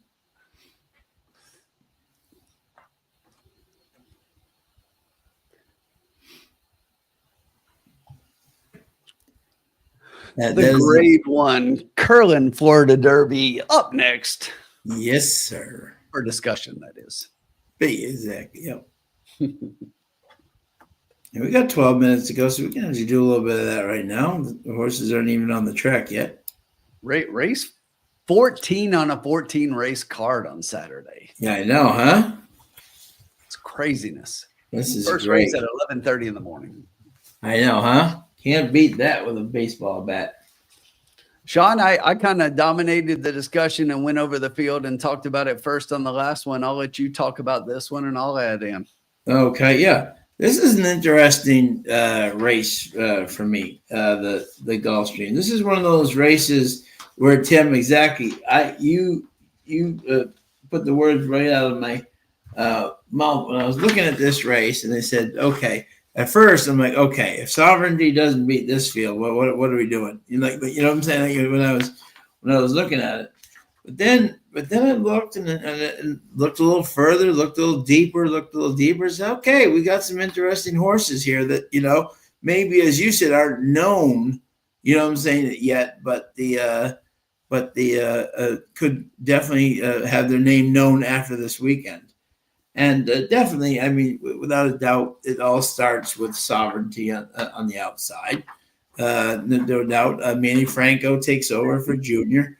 Junior will be out, exactly, but Manny's ridden many times for Billy Mott, knows what he likes, and well, that's a very able replacement. And Manny, usually when he comes down to Gulfstream, does very well. So, exactly. So he's taking the flight down. And I definitely think he is the horse to beat for sure. There will be a lot of speed up there, so I think that will definitely come into his favor. However, remember, and I tell this people all the time, he doesn't have to win this race. The people forget the Secretariat came in third in the Wood Memorial. You always don't have to win your prep race to be exactly. They just want to get him healthy and the 5 weeks. That's why he didn't go to the Bluegrass. So but I definitely do think he is still the horse to beat. But if he comes in a nice closing second, without straining or whatever, I'm sure Billy will be thrilled for that, heading into a track that he already loves. So, but then we look at the rest of the field, and you got horses like Disruptor, the $1.2 million purchase. And interesting, I read Ortiz, and I said this earlier. I read Ortiz rode Cornucopian, right? Is he in Oakland riding Cornucopian for Baffert? No, he's riding Disruptor for Todd Pletcher. And this horse, the first time out, really tried to take him on the lead, was a little bit short, perhaps needed that first race, but it couldn't have been more impressive in the second race. His buyer went up 10 and looked very professional. So I think this horse is definitely one you have to look out to. Neokos on the rail. I mean, this horse came in a solid third to Sovereignty and River Thames. Has never run a bad race. And Zayas and Safi, always a dangerous combination. And he rides Safi's horses very well. For the C2 Racing Stables, who does C2 Racing Stables own?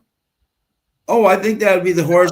Boy, White Barrio. White Barrio, exactly. So they know how to get into the winner's circle at there. So that is a horse you definitely have to watch out for. Tappan Street. I mean, is there anybody bigger than Brad Cox right now? And Luis says, do I think he's going to win? No, but this horse has run two very strong races and lost to Burnham Square, who I still think is going to be one of the horses to watch in the Derby for Ian Wilkes. So by no disgrace, he won and then just lost to Burnham Square. And I think that's a very impressive race. So can this horse step up? Absolutely. So I just think this is an interesting young field where maybe they're not known name-wise, but a big step up, and they could be right there, Yeah, I totally agree. And look, Madaket Road, I don't think you talked a lot about Madaket Road, so I'll just add this in about Madaket Road. This is a horse that a lot of people like. Was supposed to get Tyler Gaffleon with Tyler's injury. Now Bob Baffer brings Mike Smith in, so bringing in the old man, in the old man from the West Coast to ride this horse. But look at Madaket Road. Antonio Fresu, Juan Hernandez, that's Frankie Dettori, Irad Ortiz, now Mike Smith. It's like nobody wants to stay on this horse. No. and it's like since that race at Oakland, here's the thing, Sean. I mean, Baffert ships this horse out from Santa Anita from the West Coast to Oakland, runs in the Rebel, runs a decent second in that race to Coal Battle, yet they turn around and ship the horse in here to Gulfstream. Yeah. And it's just like, look, there are a lot of questions about Madaket Road in here. And I think that this is a horse that's going to want to be out front, going to want to be forwardly placed. But like you mentioned, I think there's more speed in here than people give credit to. Yeah. And I think a couple of horses benefit. I still like Sovereignty. I do too. Hopefully this horse, can move from the outside. Hopefully the move to Manny Franco doesn't have a huge impact over, losing Junior up. Junior obviously was familiar with this horse and had ridden him in every race so far, but Sovereignty doesn't have to win the race to still go to the Kentucky Derby. So I don't think they're going to overdo it. The horse I still think is a win favorite. Don't get me wrong. But I'm with you. The horse I like next out of everybody, I talked about this on our show. I love Neo Equus in here. Yes. I think Neo Equus moves forward off that Fountain of Youth effort. That was a huge effort. And now, Edgar Zayas getting up. Safi at Gulfstream, we all know how he does there. And, I just think that this is a horse that could move forward in a big way and be the one out of the speed horses that move forward. And then I like a couple behind that one. Look, Disruptor, and we'll talk really quickly and move back over to Turfway as we got a couple of minutes here. But Disruptor for Rapoli and Pletcher, I mean, they win last year. They win the Florida Derby. Everybody knows that this is a race that Rapoli loves to win. They point to this race. There's been buzz about this $1.15 million purchase for quite a while. And I just think that this is a horse that is going to sit off the early speed and could be the one that benefits off of the speed of the others. But I think Disruptor is better than Madaket Road. Madaket Road would be the one that I put next. Maybe the blinkers off helps. It is an angle that, there's statistical evidence here. The number that I always throw out on the show here a lot, I talk about 20% being statistically significant. Well, Baffert in 21 times the blinkers off this year is 33%. So Right. that's a huge angle. So you got to think Matticat Road is not without a chance. And with Sovereignty not having Junior and the question of the outside and everything, I think the race is almost wide open. But I like the one a lot. It won't surprise me to see Disruptor win. And even though, look, I'm not against Baffert, I'm not against Matticat Road, but from what I've seen from this horse, I like other horses more. But with the changes and everything, it wouldn't surprise me.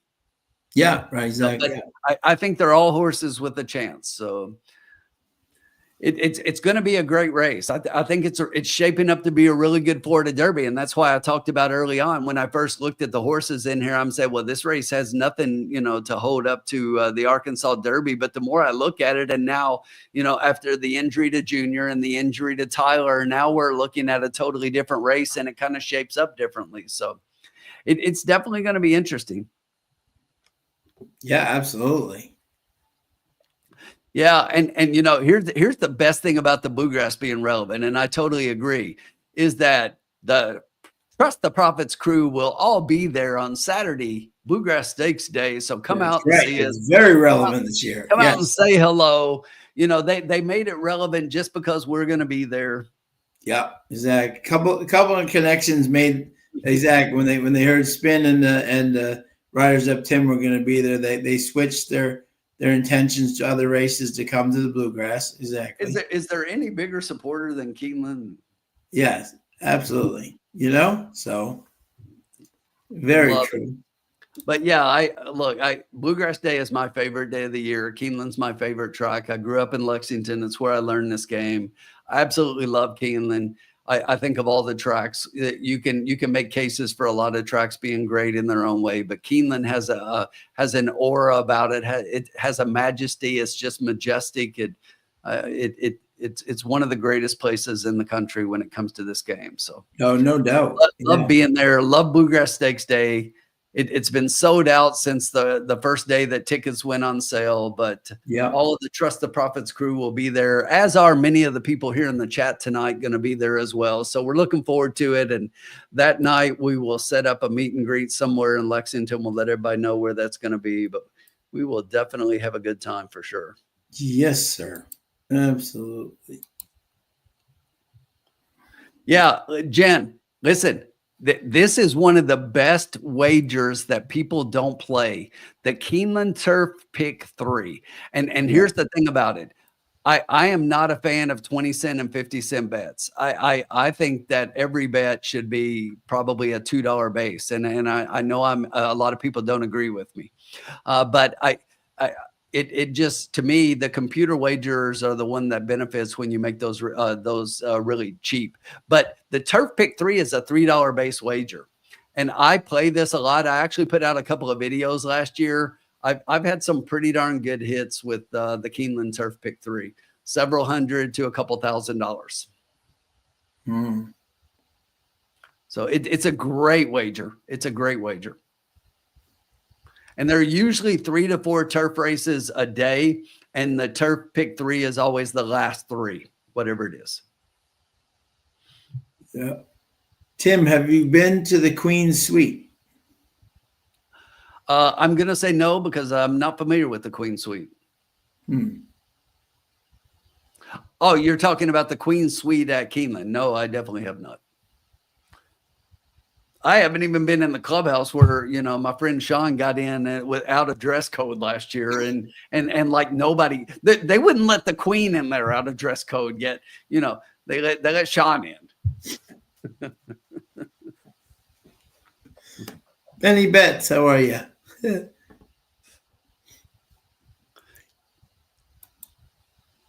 Groundhog.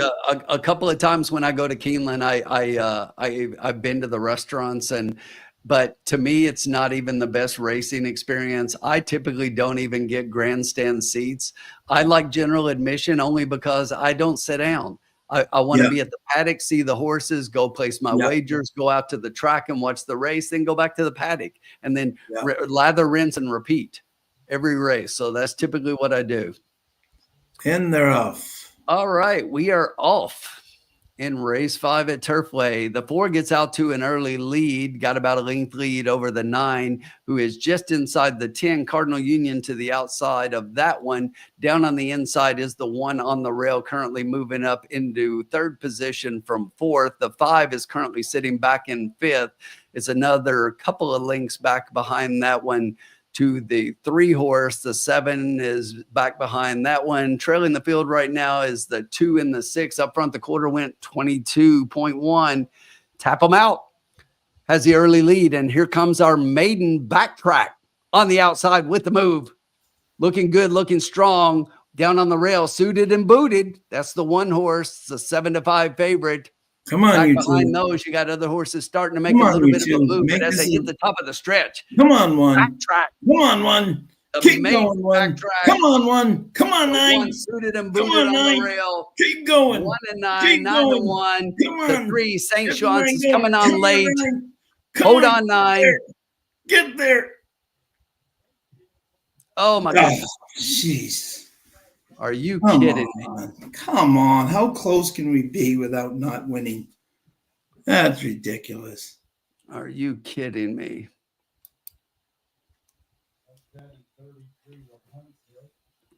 Three, St. Chance, Sophie Doyle. Of all the people to get beat by Sophie Doyle. I know. Man, I thought we were home free. Me too. I thought the 9 was going to beat the 1 for a second. And then did not even get up on the, then the 11. Turfway being very mean to us the last night. And once again, Sean, we get split by a horse. Yeah, exactly. Yeah, exactly. That's a 3rd time it's happened tonight to where we've got everything. Exactly. Yeah, no, exactly.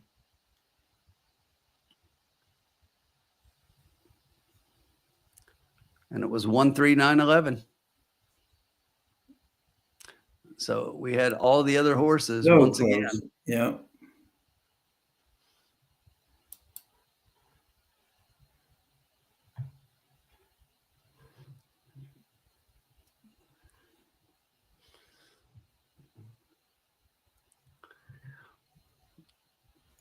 Crazy.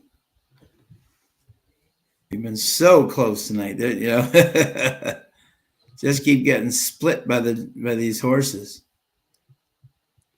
Next race we take our horse over Yeah, exactly. That's what we're doing. Exactly. It's killing us all night long. I know. Seriously. We've had a 2nd place horse that we have not had in 3 wagers, and we've had everybody behind them, just like this. I know. one. Exactly. So we had the key box of the 9 with the 1 and the 11 who was right behind this one. Yeah, so exactly. It's just like killing me. So close. Yes. As the song says, so close and yet so far. Exactly. I did really want the 9 on top at the odds, but I mean, we just still cashed and yeah. And the 7 didn't get a call. No.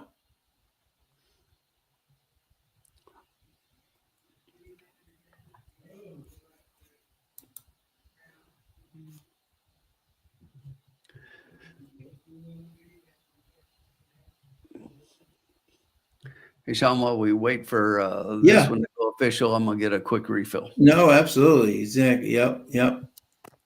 Went to the lead, faded. Yeah.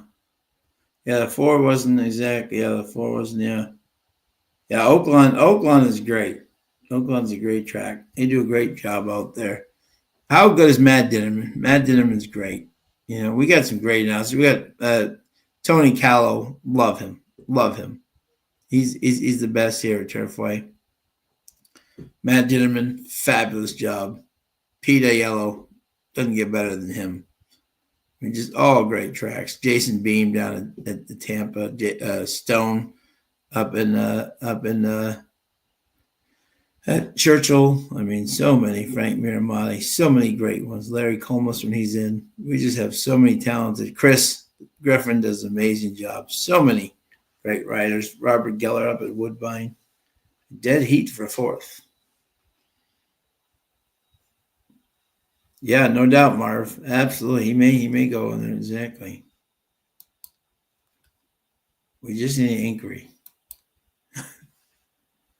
Dead heat between the 10 and the 11. So we were 1st, 3rd, and 4th. Unbelievable. But that's the way racing goes. Sometimes like last week we couldn't lose last week.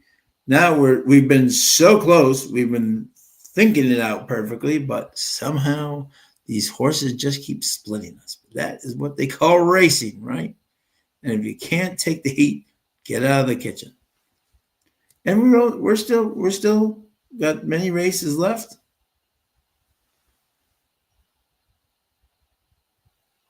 Yeah, Jason's got a great podcast. If anyone's ever listened to Jason Beam's podcast, is great.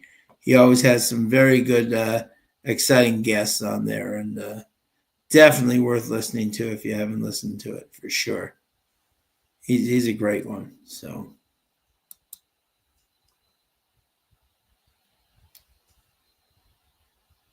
we get a dead heat for 4th. 1, 3, 9, 10, 11. It's official. Who had that one?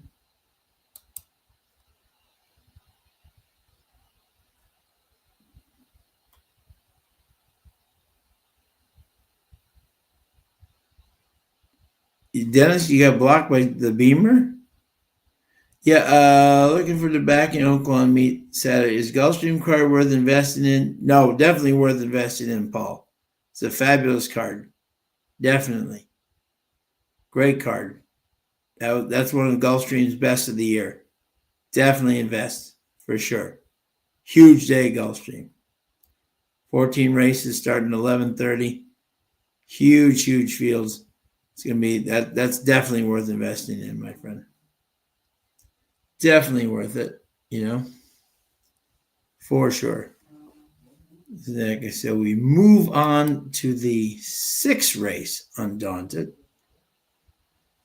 And we have a full field of 9 in here.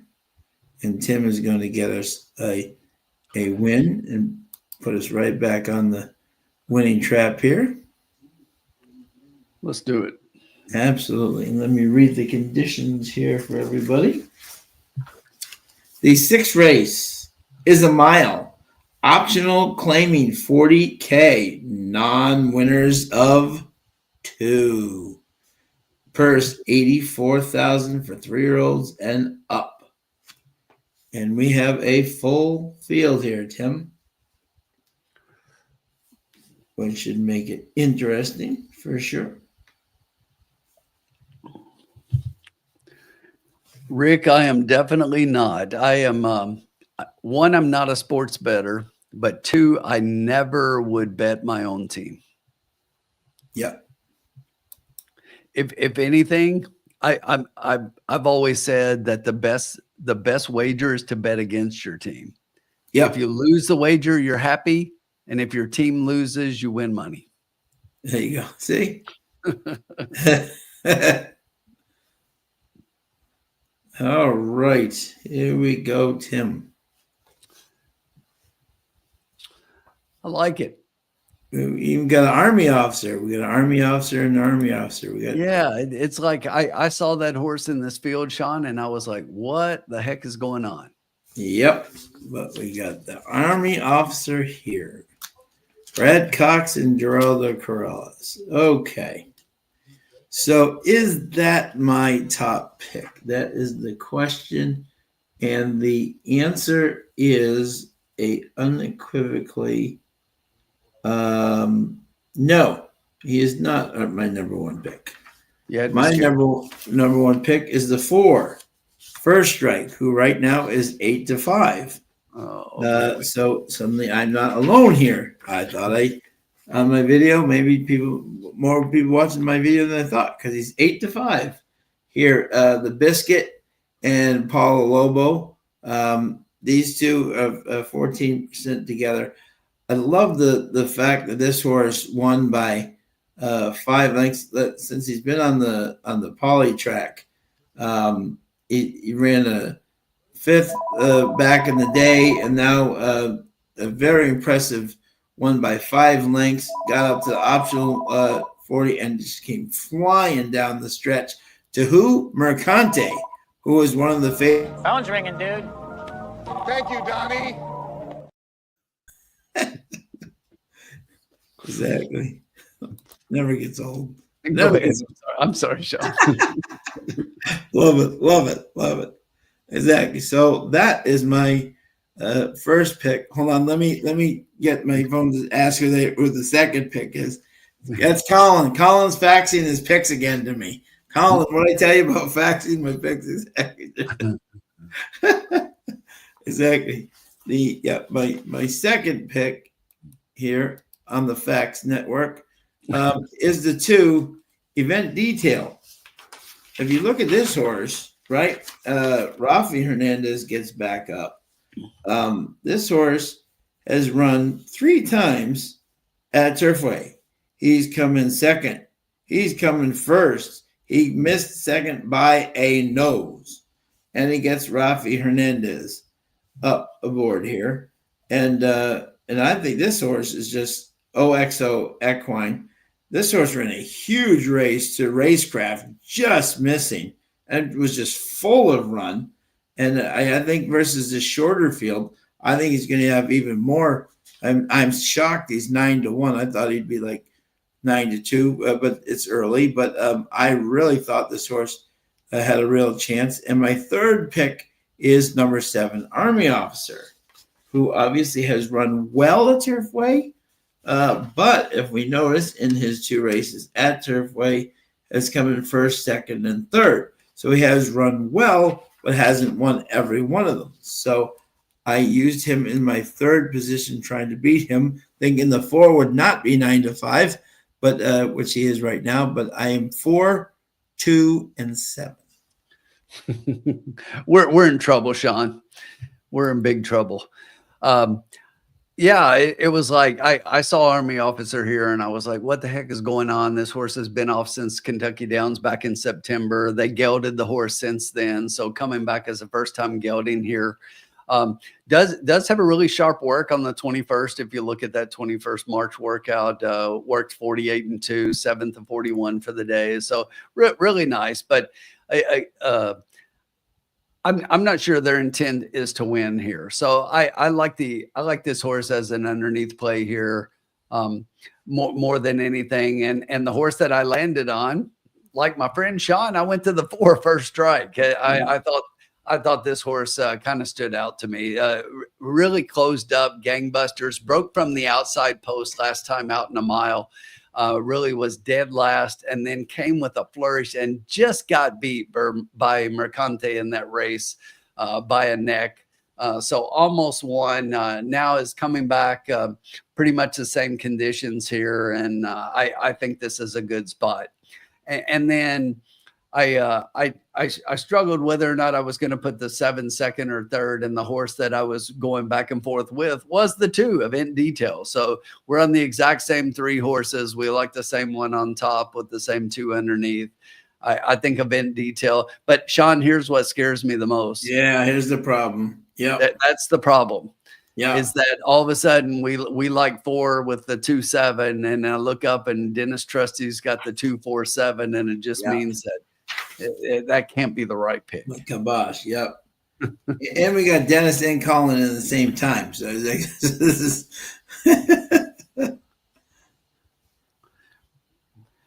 someone asked Irene, what I think of the 5 Native Land. This horse ran for Riley Mott in the Marine versus Essex Serpent and Cameo Performance. They ran a very respectable 4th. That was not a bad fade in the stretch, but those are 3 really good horses that he raced against. So I would not throw this horse out by any means. It's interesting that from the layoff, definitely needed the race on the turf, did not run, but they didn't bet him either. And then they bring up, I mean, Riley's obviously very good at Turfway.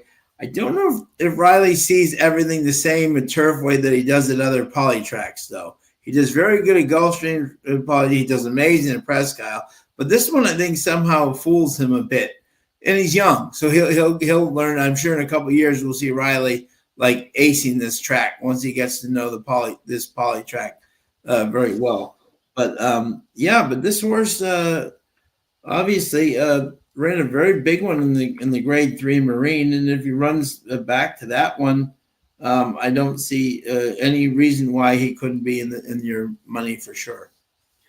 Yeah, and I was just going to add that I had the 5 fourth, so that was my next pick after the 3 that we talked about on top. I did have the 5 next, and went back and forth as to whether or not I was going to use the 5. But I definitely think that in this race, the 5 is gonna sit off of the pace, and is probably going to be one of the ones that's going to make a middle move here and a tactical move and try to close up on those. But I just like the others a little bit more, but this horse is going to be in a position most likely to make that move. And if it's the right one, and you get Chaminade making a decent move there. But yeah, the connections were a little less than me than the other horses we talked about. And I found it found it hard to put this one in my top 3, but definitely is right there.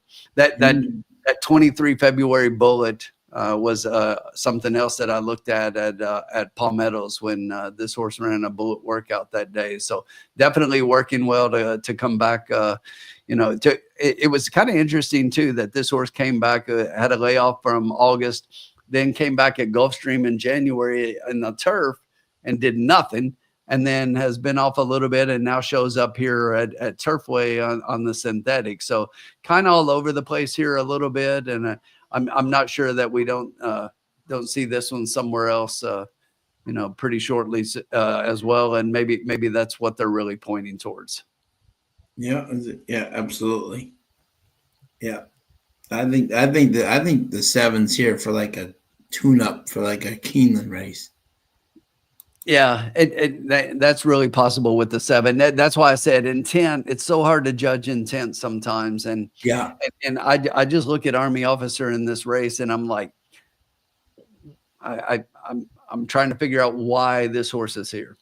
And maybe they're just trying to get a race as a gelding and see what happens. But like I say, that 21st March workout was pretty good here on the synthetic.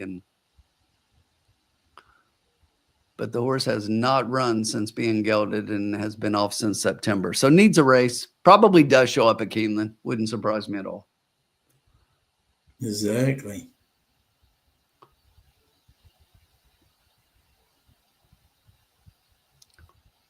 But does have 3 races at Turfway, a first, a second, and a third. Yeah, so exactly. Yeah, no, exactly. Yeah. So this is where he broke his maiden. So yeah, absolutely, exactly.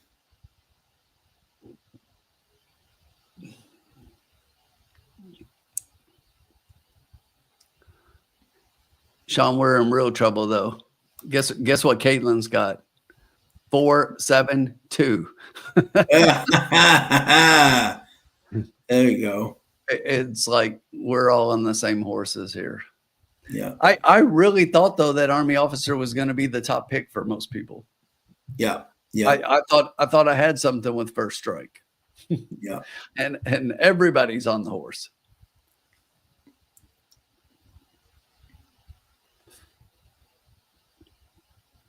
But that was a huge race in that last one. It really was. Yeah, exactly. Yep. Yeah.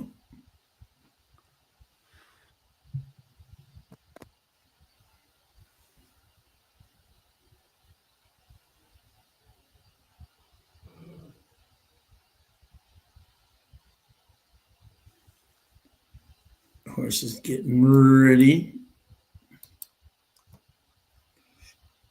Walking around the paddock right now.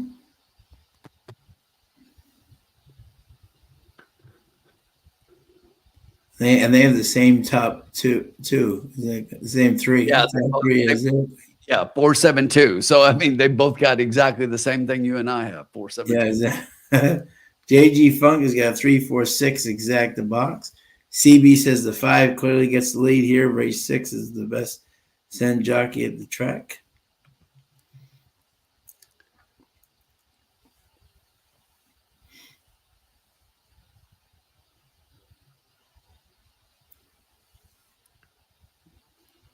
I'm having problems at the moment accessing the PPs. His first strike is a relative of Rich Strike. No, he's not. No. Groundhog has a 10-cent superfecta 7 with a 2, 3, 4, 5, 6. I don't see the 5 going out to the lead though. To me, the 1 is definitely going to be the horse going out. Yeah.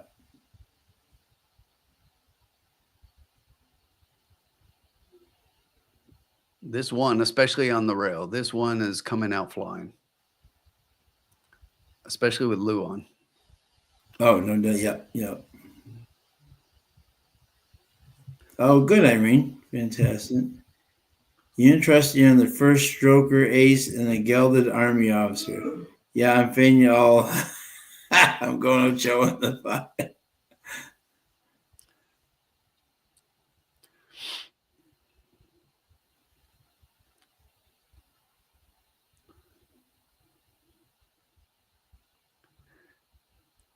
I don't think they beat the 4 in here. You know, the 7 was the one I had difficulty with because there's just so many questions. I mean, the horse is definitely class of the race, but Yeah. I had questions, but I love the 7 here. I think the 7 wins. Or the 4, excuse me. I'm sorry. Yeah.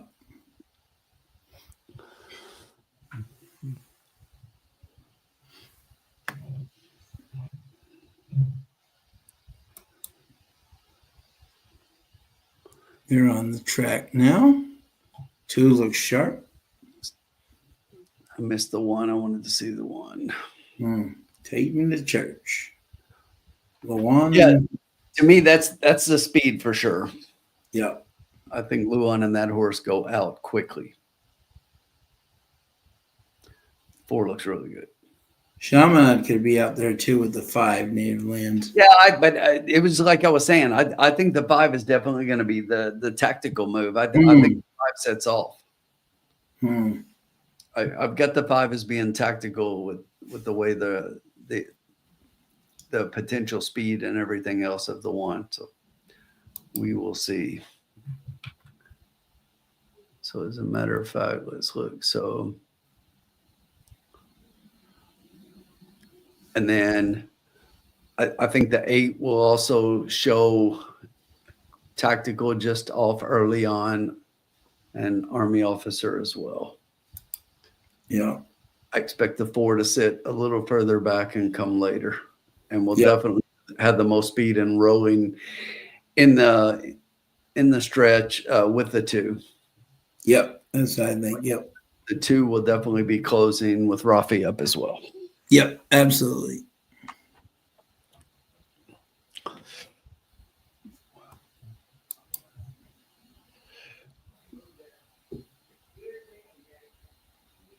We got Jerry Mack in the house. How you doing, Jerry? Hope all's well, my friend. Bobby D's got an exacta box 764 and winning the 5. Uncle Solly's got a 358 exacta box.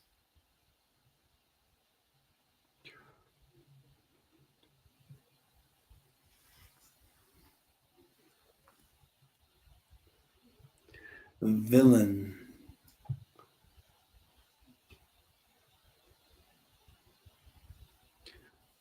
Yeah, Groundhog's right for the question about Rich Strike. I mean, they got the same granddaddy, but different mares. Yeah.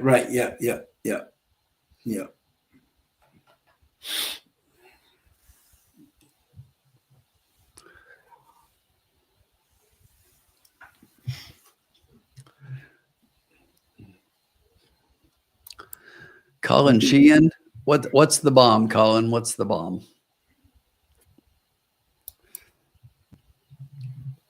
What are you trying to say?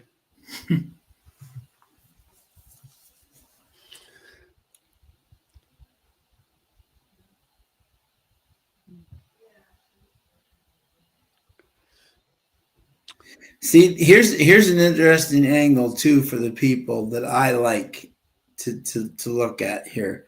I think I've always said this. I think Kentucky's one of the most honest betting things you will ever see. In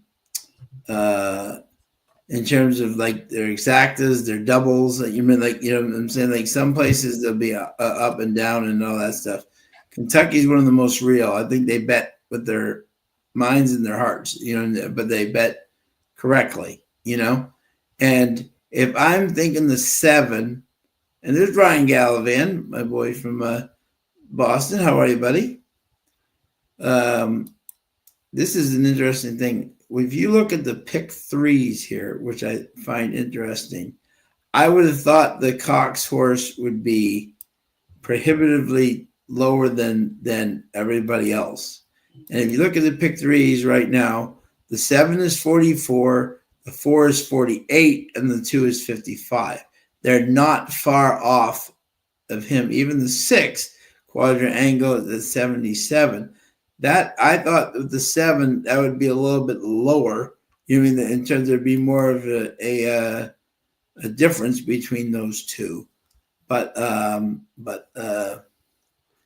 that is not the case here. And if I'm a favorite player of that, you know, 5-2 morning line, I'm not liking that there's horses that close to him in proximity. Doesn't mean the horse can't win. He could win, but I don't like the fact that these 2 horses are so close to him, you know. That makes sense, Tim. Yeah, it does. I just want to add one more thing here really quickly for everybody that's out there maybe looking for a little bit of a price in this race. And I'm going to add a horse we didn't talk about here as a track pick, because I think the horse looks incredible on the track and looks really good. And I went back in the PPs, and this is a horse that I had looked at and was trying to make a case for, and seeing the horse on the track, I like the horse even more. So the 6 Quadra Island. Think about the 6 Quadra Island. So second off the layoff has Irving Moncada up. There were some negatives here that I didn't like, but had a really sharp 22 March workout there, 48 flat, second of 103 for the day.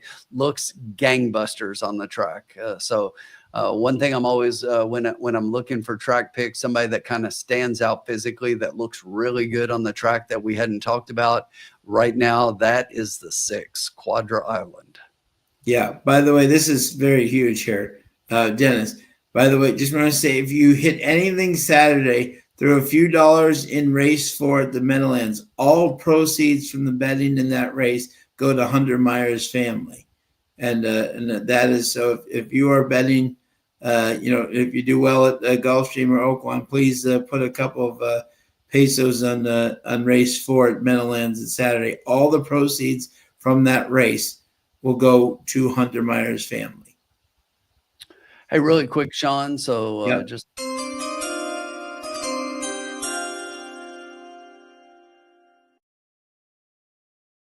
little $12 trifecta, $2 tri key, 4 with the 267.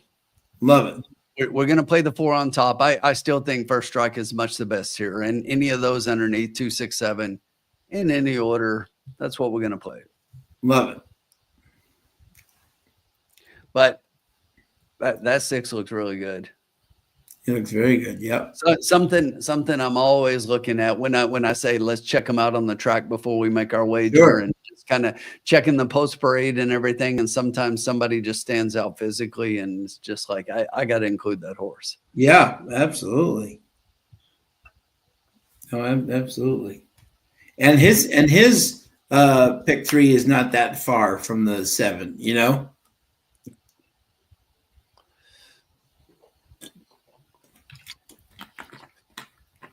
And that's something I do not like in a favorite. When there's you would think a Brad Cox horse would be $20 lower than everybody else, $20, $30, but you know, 4 looks fantastic on the track, by the way. Yeah, I still like the 4, and that's why I keyed the 4 on top. And remember, we're not key boxing, we're keying. So we're keying the 4 on top, and that's it. But I'd love to have a 4 with the 2 and the 6 here and get the 7 completely out of there. That would be great. Let Brad take Army Officer to Keeland. Yes, amen. We would love for that one to drop out at 5-2. Exactly.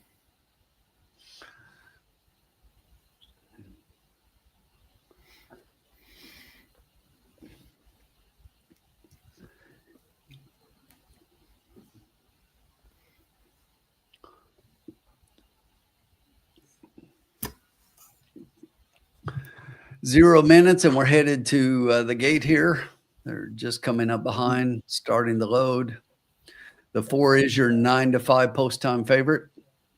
The 7 is currently 5-2. That's your second choice. And then behind that, it's a little bit of a gap to the 2 and the 6 are both 7-1. The 9 is currently 8-1. Everybody else double digits.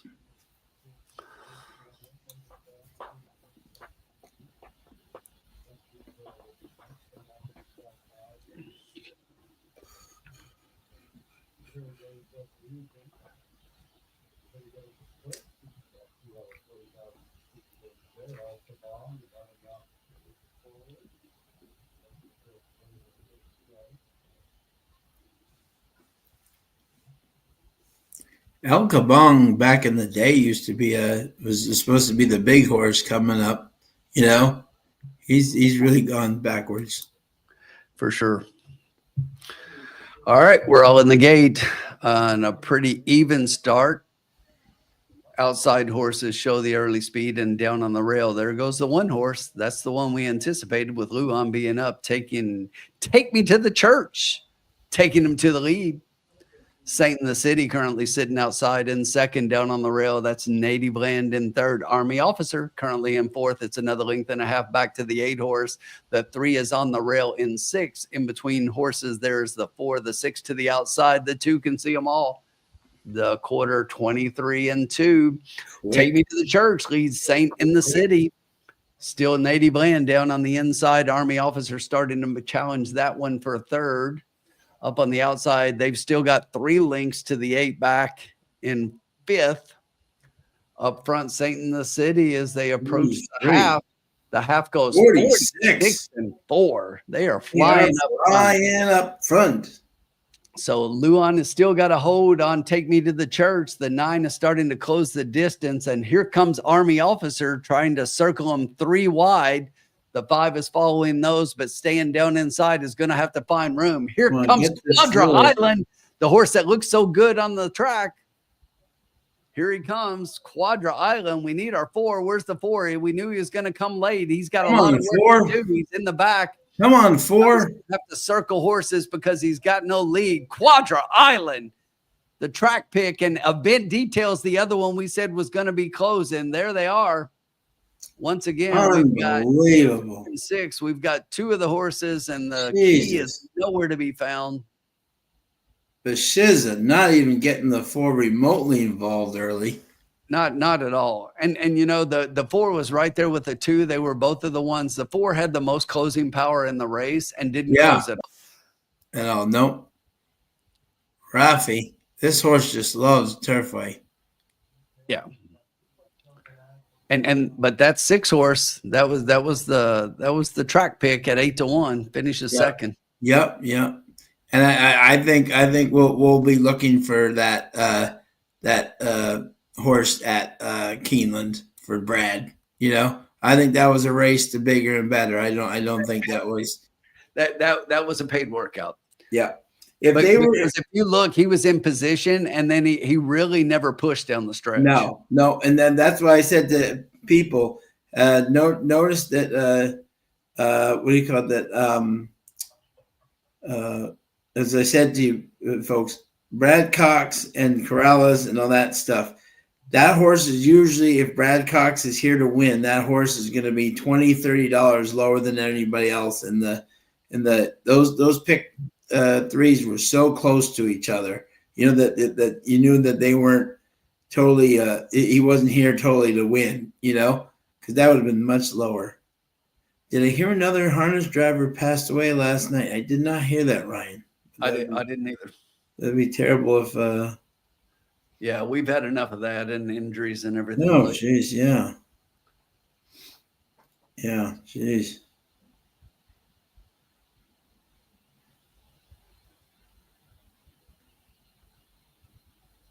Oh, gotcha, Paul. Yeah. No, you're very smart, my friend. Yeah. Yeah, Moncada, he made a run at it, but the 2 was definitely one of the 2 Yeah. that was going to be closing. The other one just didn't close at all. Exactly. And if the 4 closes like that horse normally closes, should have been right there, and then should have been like 4-2-6, and we'd have been right there. But yeah, that horse showed nothing, Sean. Yeah, exactly. That horse had look. I mean, that horse had the highest closing speed figures of anybody in the race and did nothing. No, exactly. Yeah, exactly. I was shocked at that. I thought she was going to be. Yeah, I mean, we knew the 2 would close, but we thought this. Yeah, no, we knew the 2 was going to be, and I thought the 4 and 2 were moving together. And then all of a sudden the 2 came up, but the 4 just didn't even go with them at all. No. The Biscuit hasn't had a great run. Irene said, just curious, how far in advance of the Thursday night show do you guys start handicapping? Well, I do my video on like Monday or Tuesday, so I'm usually checking the thing out. Work it's a little hard to but I do my handicap and Irene on like Monday or Tuesday, before the Thursday card, because I do my video for it, so that kind of helps me do it. But that's, how about you, Tim? Yeah, most of the time I handicap Turfway on Wednesday night. Yeah.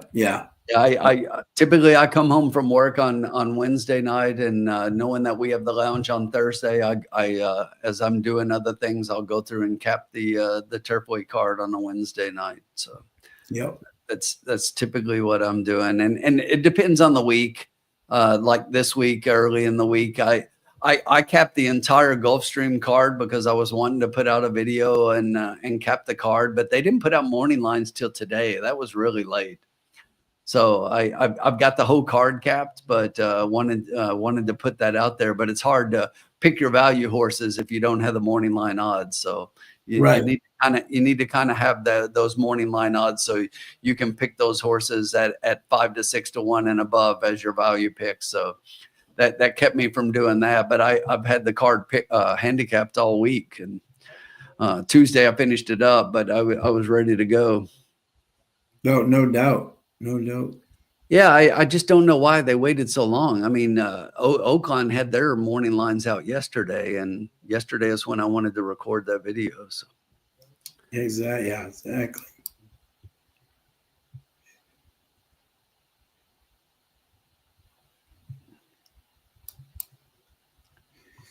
So close tonight. So close.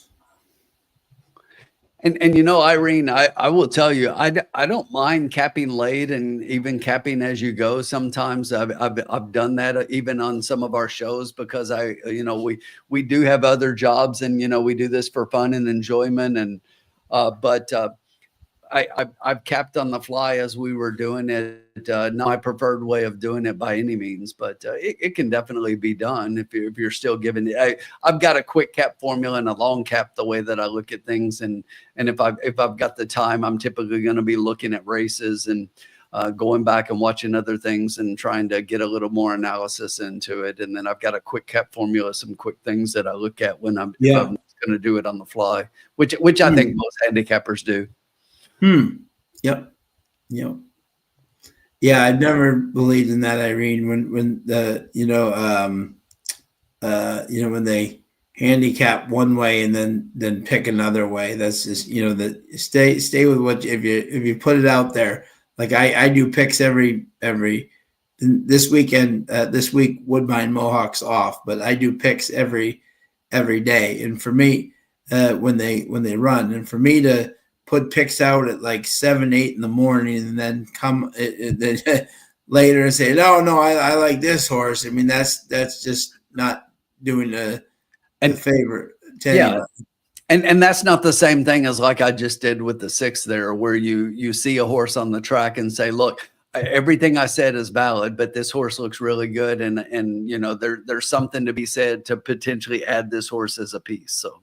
Right. Exactly. And things do happen. Like, you know, like obviously, I mean, and this does happen. And the great handicappers are really good. They'll say, listen, because for a lot of people don't know, and Irene and anyone out there, is that the handicappers have to put their picks in like 2-3 days in advance. So they don't know what the track condition is, you know. So I never mind if a guy says, listen, I picked this horse on top, you know, figuring it was a fast track. It's a sloppy track, and this horse doesn't like it. You know, if that's the case, then that's a different scenario, because you're always handicapping on a fast track.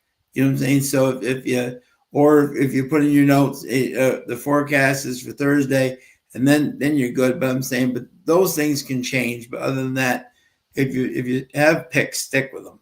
You know.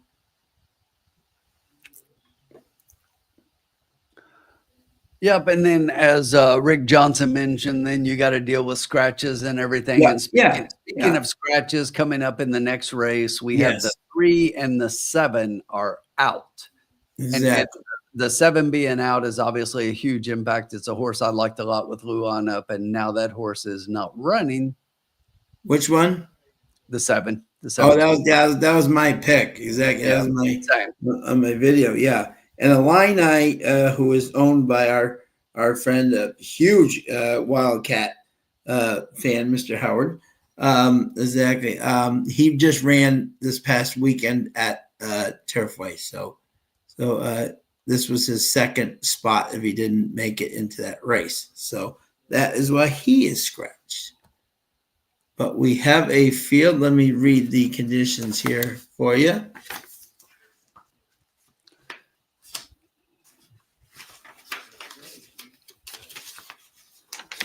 Okay. There we go. Okay. And we're starting to come back here, Sean. We still got half our intro and only 2 races to go. So we're going to take a shot here. And yep, we're going to do just fine. Yep. Claiming synthetic 35K for 3-year-olds and up, which have never won 2 races. 6.5 furlongs. Yep. Here we go. Oh, no, BYU. Oh, JG Funk's out. Excellent run, though, my friend. Excellent run. Alabama. You get to where you are. Dude, there is more than one scenario to where I'm telling you, you could have a Final Four that's 4 SEC teams. You could. Yep. People might think I'm crazy, but you could. There's the potential for a Final Four, and at least 3. Yeah, I'm telling you, I think 3 are pretty solid picks. You could pick Auburn and Alabama and Florida as 3 of your 4, and then have Houston, Kentucky. I still think they're playing really well, and the path opens up for them. I mean, we got Tennessee, who we've beaten twice, and then we would have the winner of the Houston game to get to the Final Four. So yeah, it's not impossible for sure. I still think it's unlikely, and I'm a fan, but yeah. TM is asking, what betting platform do you like to use? I use TVG, and then they promoted to using FanDuel as their parent company. I don't like the layout as much.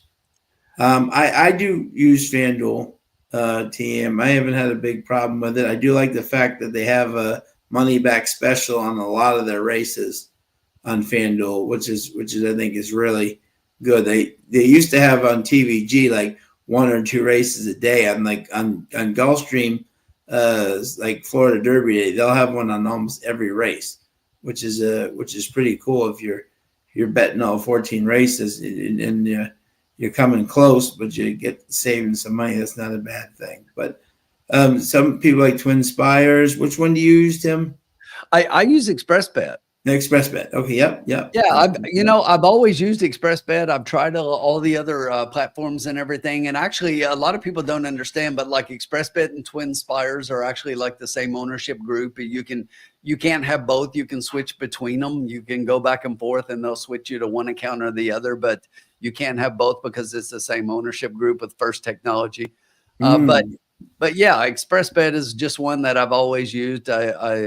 I kind of like it. I think it's pretty simple and easy to use, but I've tried all the others, and it's just what I always come back to. Yeah. Yep. But yeah, Rick, I totally agree with you. I mean, those are the three favorites. I'm not picking Kentucky myself to get to the Final Four. I would love it if they do, but I think that Houston is the best team in that group, and I hate to be chalky and pick the one seeds, but I think the one seeds and potentially a two somewhere along the way.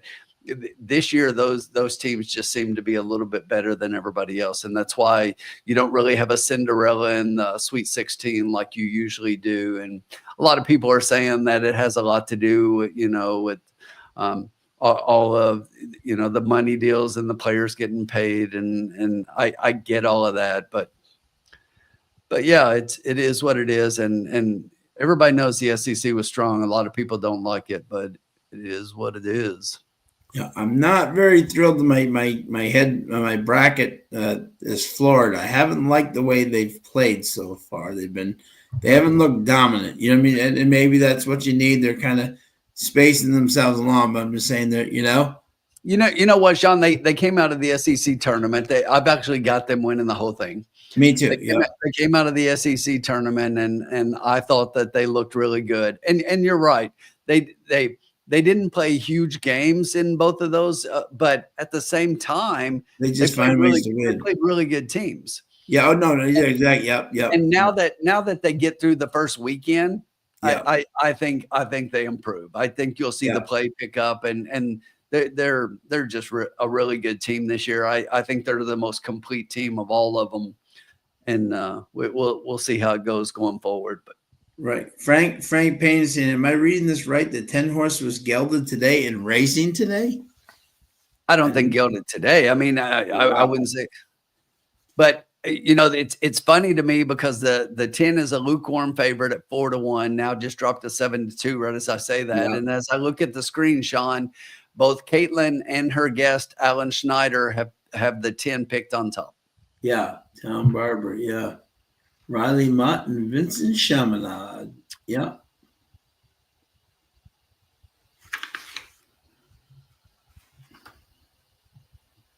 Interesting one for sure. TM doesn't like that you can't see a broad overview of the race card and conditions on it. I hear you. Bob Jackson says Bet MGM has not been paying out. They've been getting plenty of bad press lately on YouTube. Wow. It's never a good thing.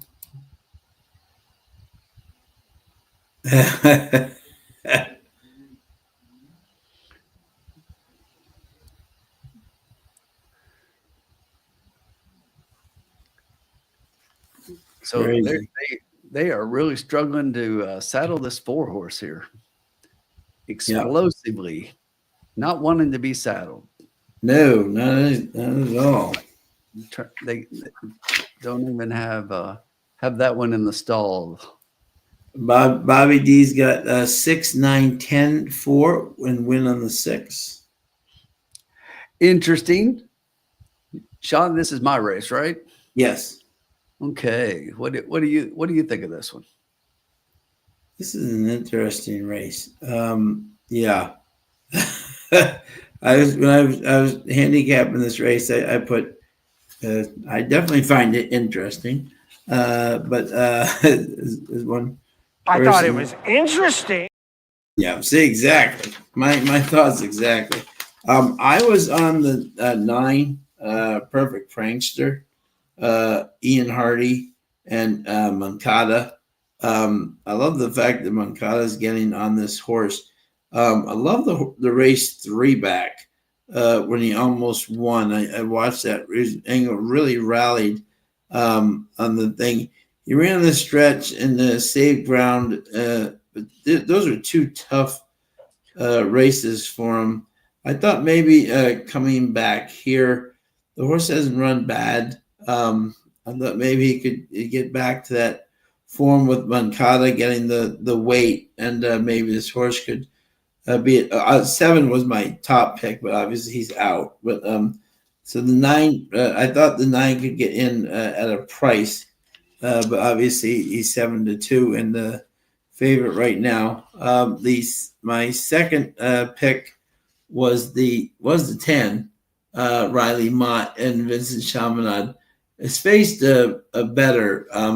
I watched that last race and he just never menaced at all, but he didn't. He broke terrible. So I kind of give a little forgiveness there, because in the allowance race, which was much better, he showed speed. He faded, but those were good horses that he was running against. So I figured the last race he just didn't get out at all. Chaminade's a really good breaker, so I thought the 10 from the outside with the scratches in here would be on the lead and the engine, and tough to get by. And then my third pick was Golden Town for Ashton and Tomlinson. Again, this horse broke sharp, but just get absolutely just crunched in the back. And this horse with Ashton up came in second last time in 6 furlongs and won convincingly 6.5. So I think that last trip was a little bit of a miss thing in the field. I thought maybe he could be better. So I was 9, 10, and 2. Wide open race, though. It is. Talk about interesting, though, Sean. Yeah. You know, I agree with you about the 10 Town Barber. This is a horse, and I know that, you know, like we just said, our 2 on-air hosts have both picked this horse on top, and the horse shows up here as a first-time gelding. I find it hard to believe the horse was gelded today, because I was looking at this program yesterday and it said gelding, so I don't think that that's the case. But does have some good work since that last race, albeit on those were on the main track at Keeland. The last race, the last bullet was, there is a training track at Keeland there a couple back, which is synthetic. If you didn't know, the training track at Keeland is. But the one thing I don't like, Sean, here, if you look on the past performances, if you look 3 back, the horse was in the 12 hole of 12 and 58th. Then you go 3 back from that one, the horse was outside towards in the 8th of 12, not even all the way out, which is where we're kind of at now. We're 8th of 8. But in that one finished 9th, beaten 6 lengths. So this horse, I'm not sure this horse wants to be on the outside. Maybe the gelding and the change of jock here gets this one more forwardly placed. And I agree with you about Chaminade. But I found it hard to like the 10 here in the spot with all the different things. So the horse that I've got on top, you didn't even mention. There you go. That's unusual for the 2 of us. So, but the horse that I like here, Now That I Can Rock, number 6. So this is a horse for Brian Michael, getting Andres Calleja up. And really, you know, if there's a guy we've missed tonight, who hadn't been here?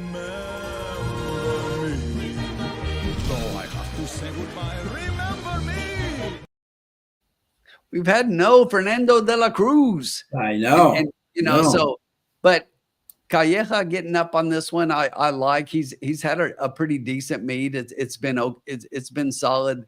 This horse last time out, Sean, if you look at that race, that's the best last out buyer in the field.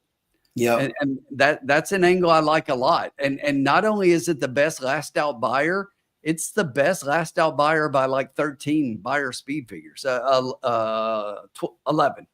over the 1. So that's pretty significant to me. So I'm going to take a chance on the 6 at a little bit of a price, and by a little bit of a price, currently sitting at 9-2 off a 4-1 morning line. So I like that. And I like that the 10 is 7-2, because I'm going to fade the 10. I'm not playing the 10. So who am I playing after the 6? I like Perfect Prankster, the 9 horse. Yep. So that's your pick, and I like this horse a lot. I like the move to Mancada. I think that's a move forward. I think this horse moves forward off of that. It is kind of interesting to me that Vincent Chaminade was on the 9 and now ends up on the 10. But to be honest, Sean, I'm not sure that Chaminade picked that. I think that Owen Hardy might have just kind of went to Mancada here in this particular race, and as a result, Chaminade went and looked for another horse to ride. Yep. But if you look at those last 2 races, I mean, this is a horse who had been in the money 3 of the previous 4, and the last 2 races weren't very good. Yeah. And I think that, and 2 back, this horse was your 5-2 favorite. So I don't think that they were very happy with the rides and they made a change. But, Owen Hardy, he's 7 for 27. That's 26%. Yeah. So he doesn't put out a lot here, and when he does, you better consider it for the win. Absolutely. Because he wins a lot. So I do like the 9. I did play the 6 on top, but I'm kind of 6 and 9, 9 and 6, but I do like the 6 a little bit more, but I could flip those easily. My third pick here is the 2, which you like as well, Golden Town. I like that horse a lot. I think that this is one that the 6.5 furlongs, even though that last one doesn't look great, this horse broke from the outside in that race and was never a factor. Okay. Yeah. If you look at the comments, it says broke sharp. Go back and look at that race. This horse did get a good break, but there was so much to deal with being in the 12 hole in that race that this horse didn't really have a chance. So kind of got shuffled to the back early on and then just never really did anything from there. Yeah. But yeah. I think being inside now, coming back into the 2 hole, this horse is going to factor into this race. Probably going to sit mid-pack just off the pace, which he has done before in allowance races even, and going to make a move and get Ashton stays aboard this one. So this is one that I think you have to include underneath and will probably be there. So horses are on the track, Sean. We've only got 3 minutes. So yes. We better do something quickly here. Get us a winner, my friend. Get us a winner.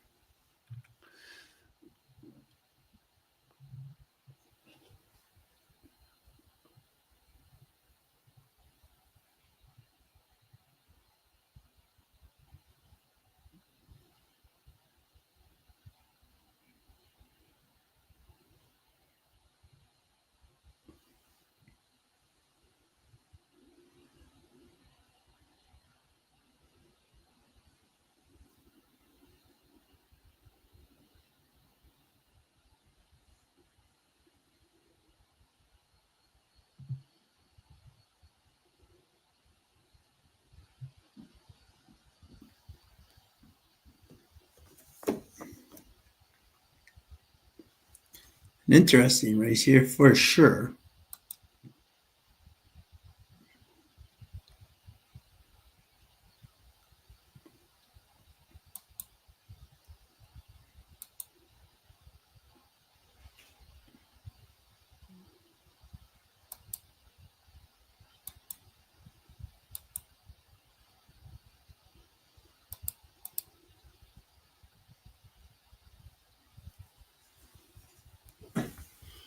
This is a wide open race.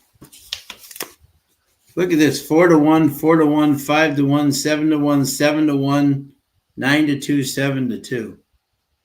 That's amazing. It really is. Talk about a wide open race.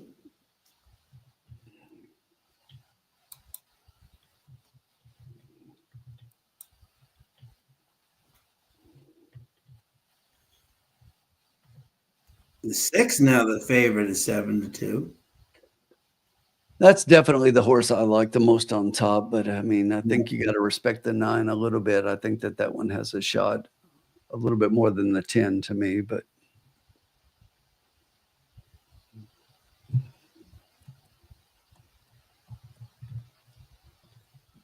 all right, they're headed to the gate, so I want to get this in really quickly so folks can play along.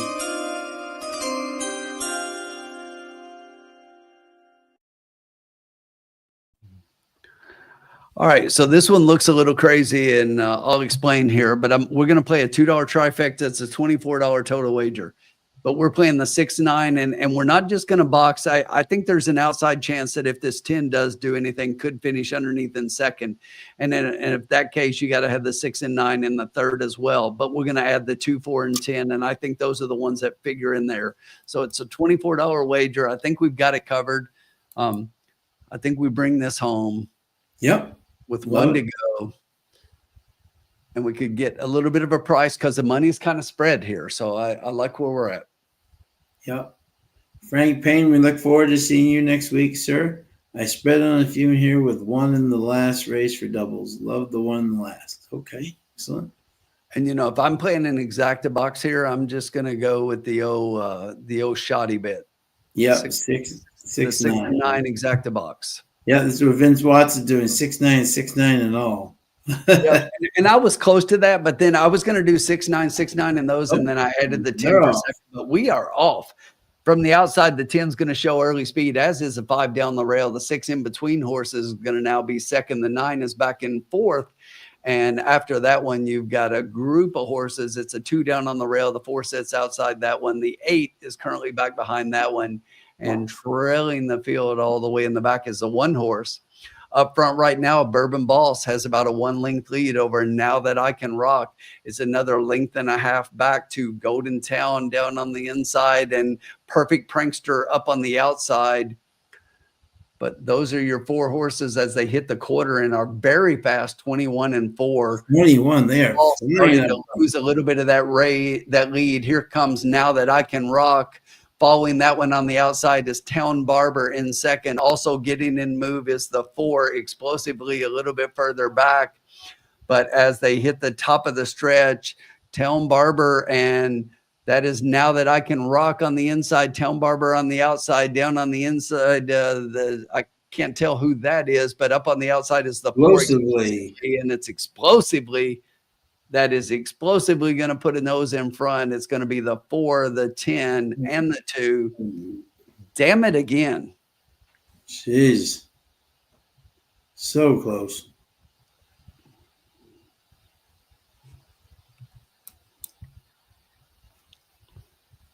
The Thursday card is just being a tough, It's a bear. Look. Explosively, I played the 4 only in third. There is no way I would have played the 4 on top in there. Yeah, No way. Dennis got the double. Nice job, Dennis. Yeah, no, I wouldn't have done that either. Explosively. No, Evan Roman, and no, I wouldn't have played that one. I just don't see it. I mean, you tell me what you see in there that makes the 4 the winner in that race. Yeah, congratulations to Connections, but I did not see your horse at all. 4-10-2. That's one of the races that people get frustrated with. That's one of the kind of races that people get frustrated with Turfway about, because it's just like, look, can you have that as a winner? Sure. I think we've got some people here in the chat that do have that, but it makes absolutely no sense on paper. Yeah. And then all you have to see there too is I mean, look at this: 8-1, 6-1, 5-1, 5-1, 4-1, 3-1, 4-1. They had no clue. You know what I'm saying? In terms of talk about a wide open. I'm really disappointed in the 6 horse who was right there coming. Yeah, and just didn't. Yeah, had nothing. Nothing. Exactly. All right, Sean, I left you $24 to hit the last race. We're gonna hit the last one. Okay, there you go.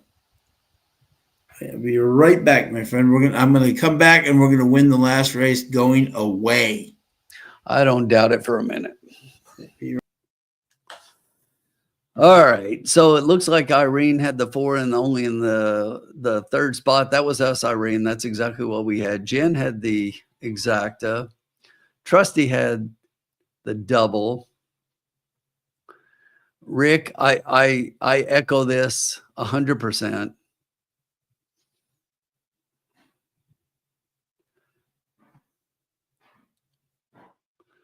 But look, I'm telling you, this is all you need to really see to understand that the race was really messed up and it was hard to have because Dennis had it, which means that he's betting craziness. And if you had that, congratulations, but it's the kind of craziness that he wins that normal people don't.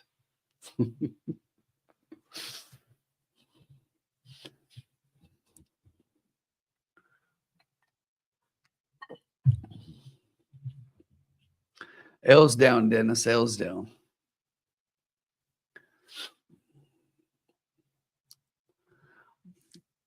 Todd, look, I don't like to talk about any of the ADWs in particular, but I will tell you, if there's one ADW that frustrated me like to no end, I will say it has 4 letters.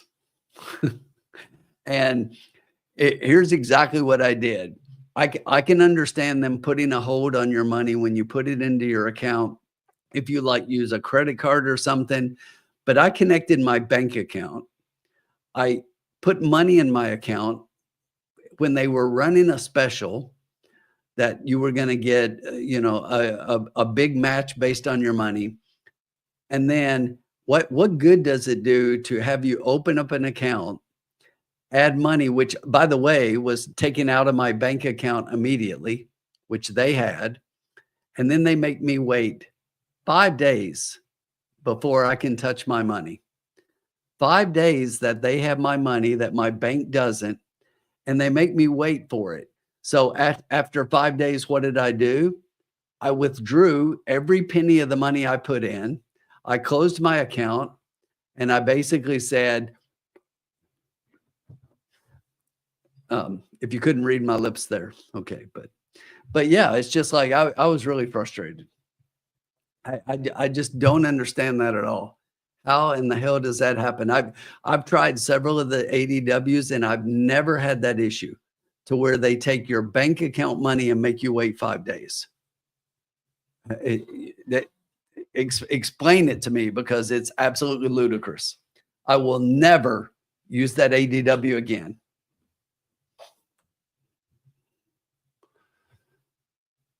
If they were the only one left, I would quit the game.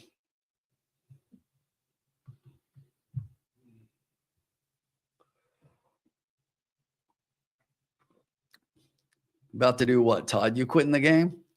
No, but yeah, definitely leave those losers. I'm telling you. It's just utter stupidity. Utter stupidity.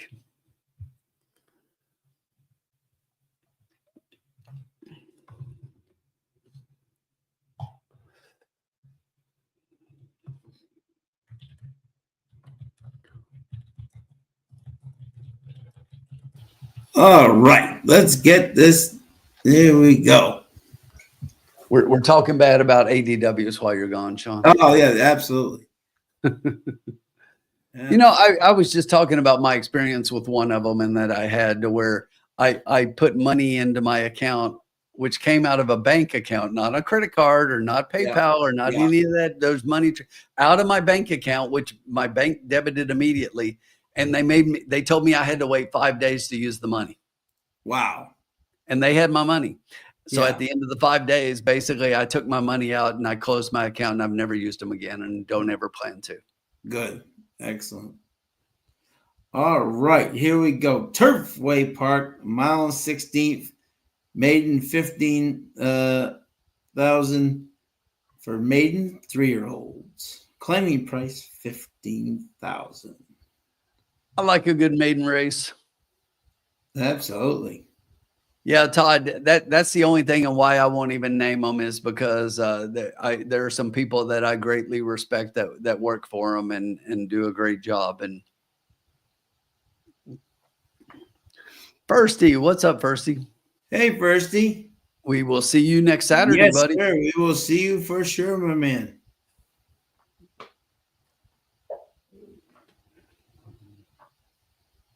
Yeah, there you go. Yeah, Irene. Yeah, makes absolute sense. Yeah. I have an IRA bets account as well, I mean, just for that reason.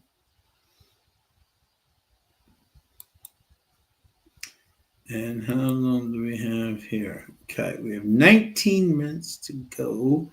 And any scratches here? We have no scratches.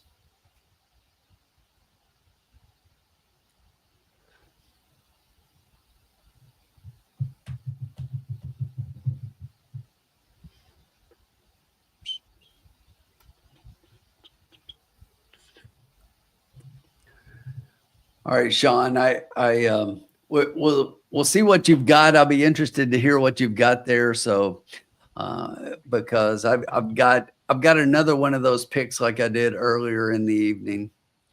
Okay.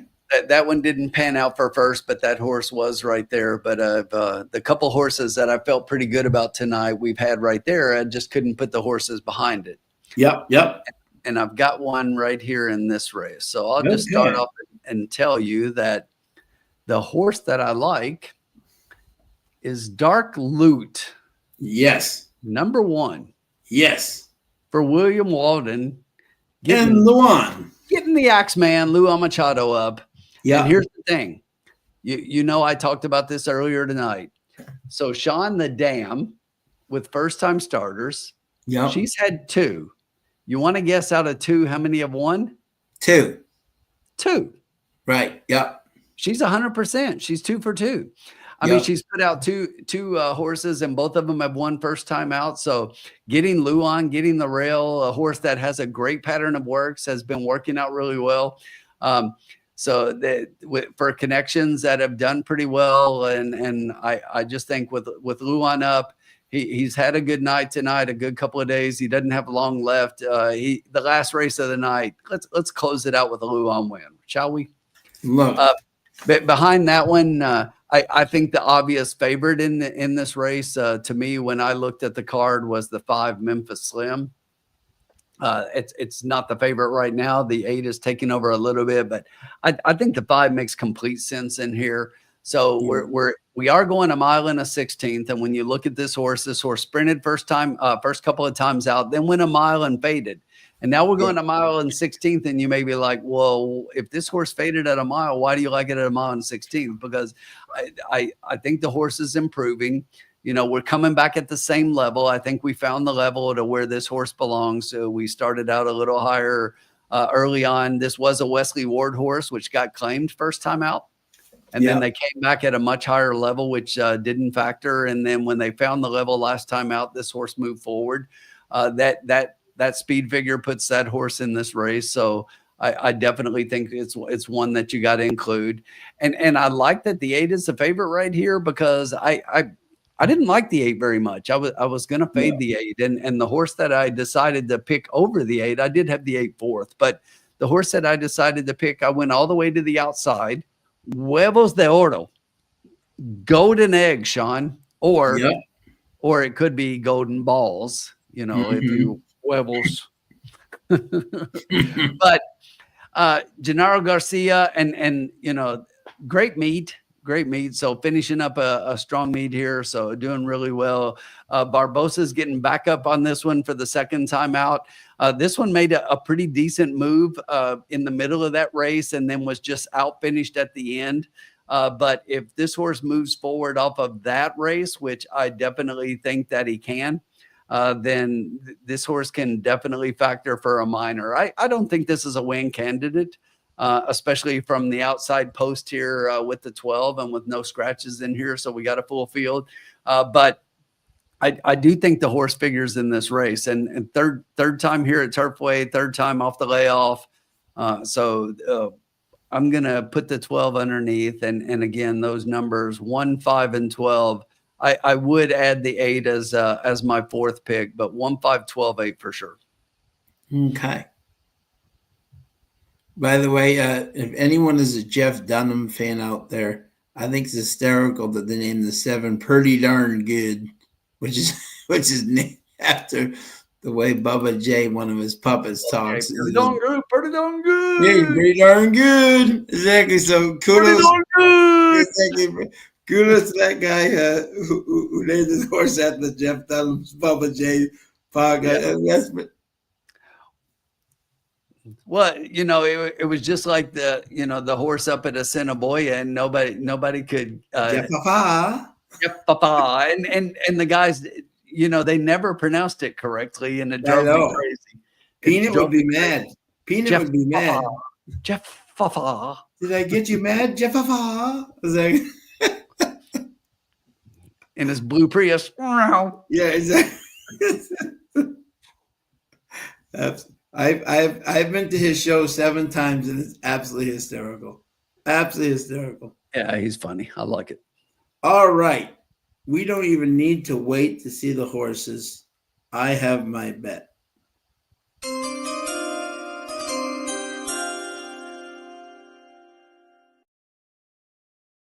This was my one of my plays that I really loved tonight. You get Lewan, you get look at that. You got there's Walden right back there. You got some nice connections with them. Look at that. They're all nicely dressed.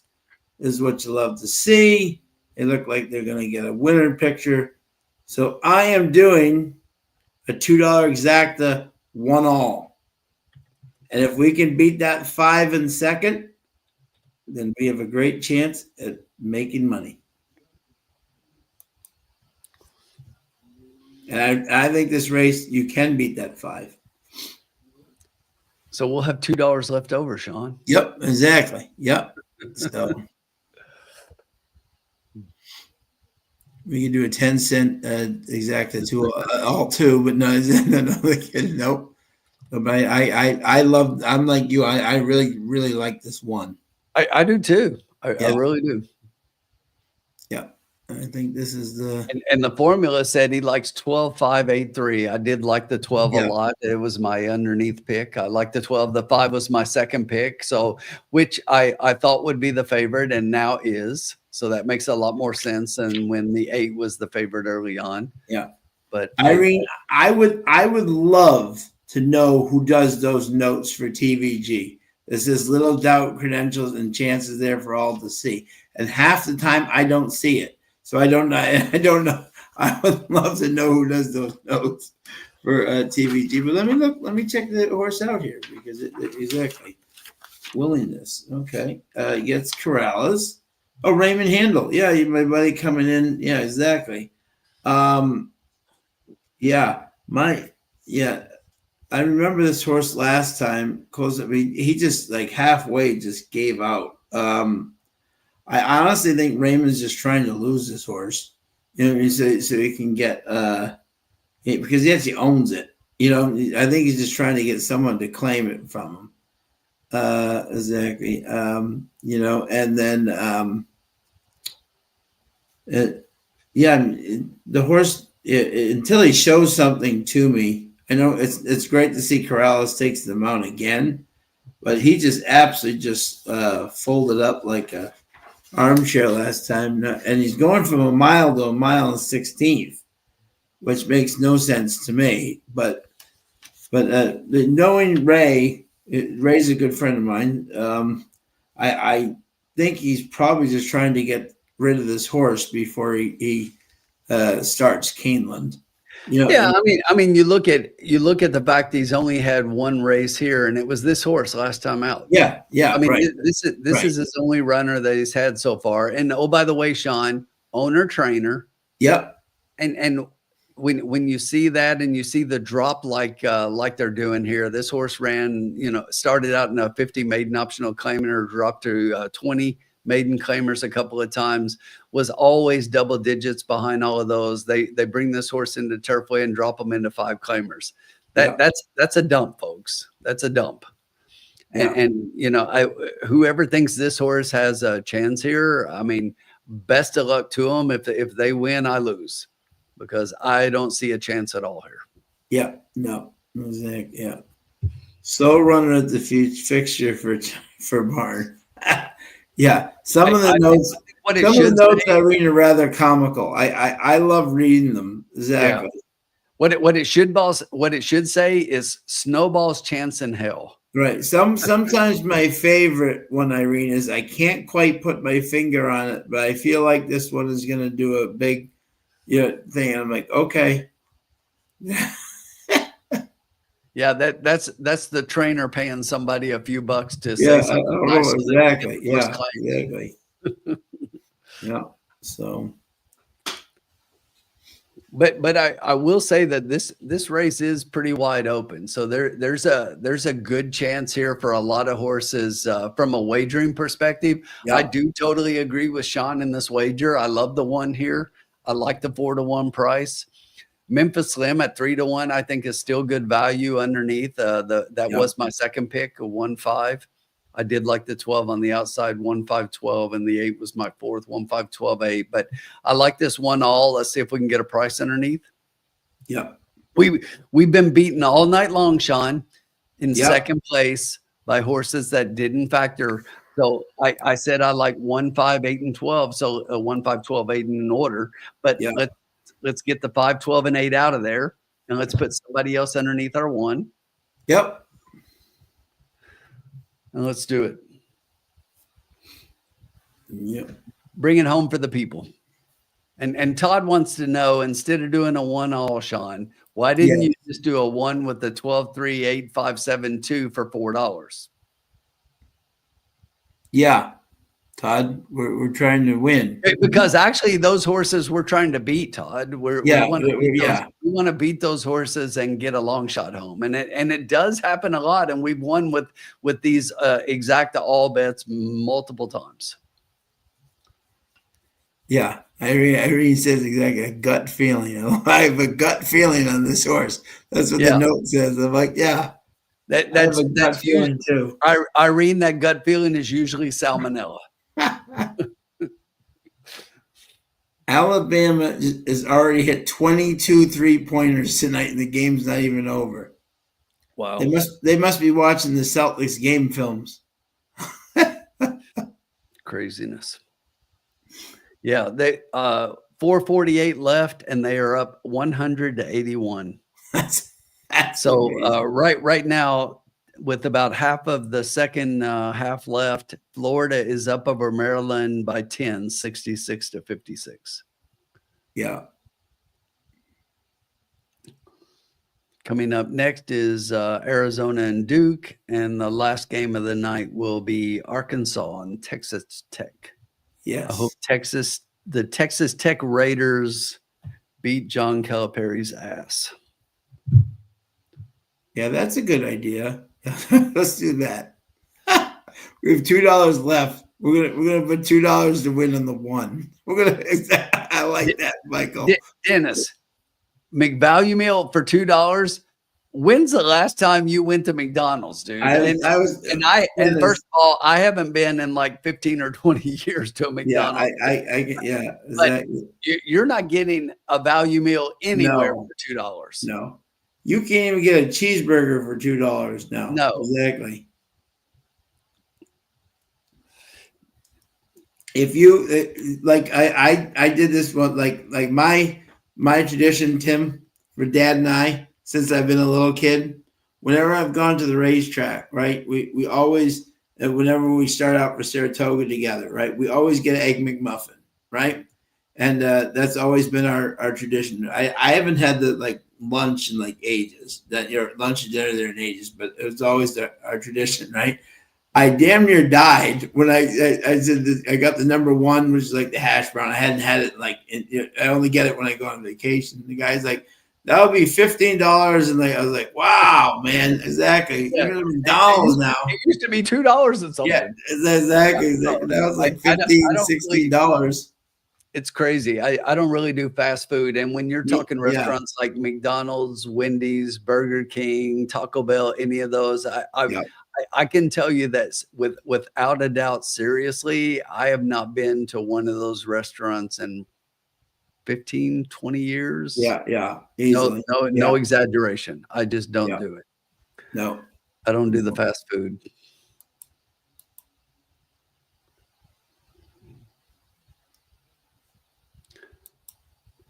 No, I haven't been like one of my friends went to Taco Bell the other day. I don't think I've been to Taco Bell in like has to be 30 years. Yeah. I don't do it. And, it's crazy because I teach Air Force Junior ROTC, and one of the big things we teach, 25% of our program is a wellness program. And I teach classes on nutrition and exercise and different things like that. And, and when I talk to nutrition stuff and show the kids, how many calories they're supposed to be eating and how many they get from like one value meal with a regular sugar Coke at McDonald's, it just blows their mind. So yeah, oh yeah, absolutely.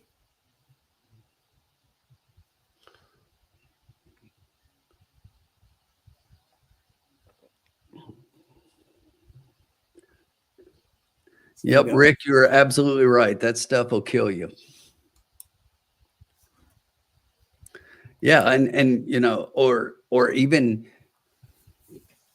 some nice restaurants these days cost less, and I know that like Five Guys, I saw some people's receipts. It's like $30 to go to Five Guys these days, and it's just like that's craziness to get a hamburger and fries and a Coke.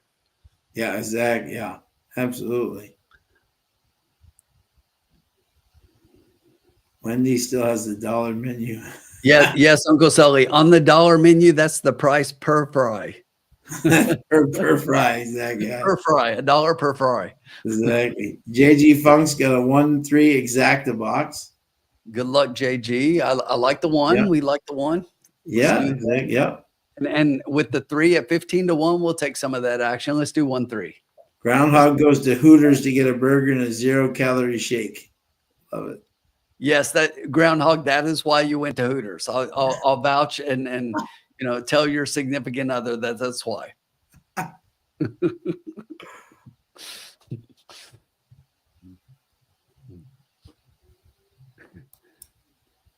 Gambling and drinking, Todd. I don't do the smoking thing either. My parents were like 2-pack-a-day smokers, and I've never taken a single puff off a cigarette or anything else because I just can't stand the stuff. Yeah. 0 calories. Tom, I've always heard formula that if you eat your shake standing up, that it's 0 calories.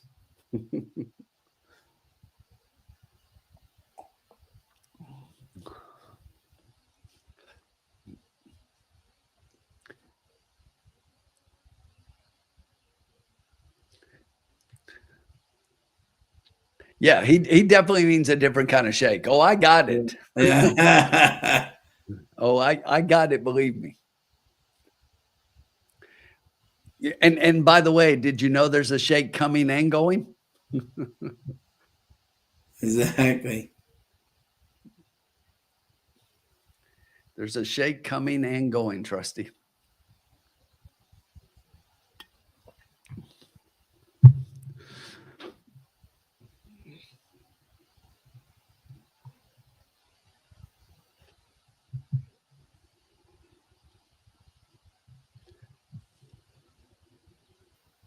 They're circling for the last time on a Thursday night at Turfway Park. Here we go. Yep. Our last cocktail lounge for the season at Turfway. Once again, we will be off next week. We will not have a lounge as Sean is traveling. I'm still working, and we're headed to all meet up at Keeland on Saturday. Yes. The formula is over here shedding a tear. He's crying. We do not like leaving Turfway. We love Turfway in the lounge. We have a light scratch. We don't know who this is, but although we do like Woodbine. We love when we get to Woodbine. Woodbine. Sean and I like Woodbine. We do well. Oh, exactly. Woodbine is my second racing. Everyone knows my second racing home. So I'm trying to see, Sean. I'm looking here. The 12. The 12 is a scratch. 12 is a scratch. Okay. 12. So we've got $4. We know we got $4. Yes. Huevos de oro. Huevos de oro. Those we scratched our golden balls. Yeah, our golden balls has been scratched. If you're looking at that going, but wait, aren't those eggs? But yes, but if you understand Spanish, you know that we also call huevos. Yep.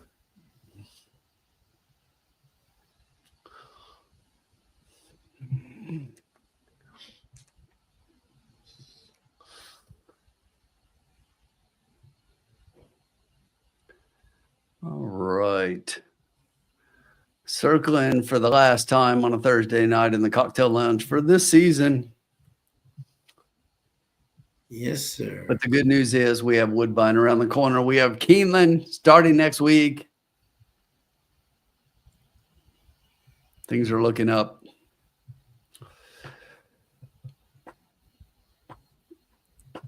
I'm thinking the purses, Sean, at Woodbine. What do you think? Do we get some better, deeper fields and some? Yes, we will. Yep, and some. You know, we always compliment how great of a job they do up there in the racing secretary and putting on good races and things. And now I think they get more horses and better They will, and more U.S. horses will come up too.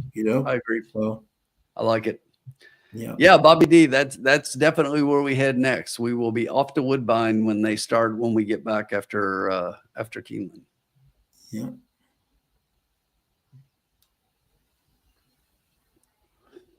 All right, formula. We are waiting. We're waiting. What's your pick? We're waiting.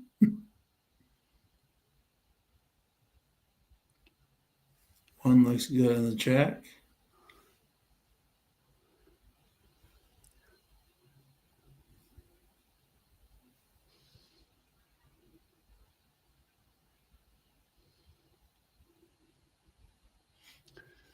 Here comes formula's pick.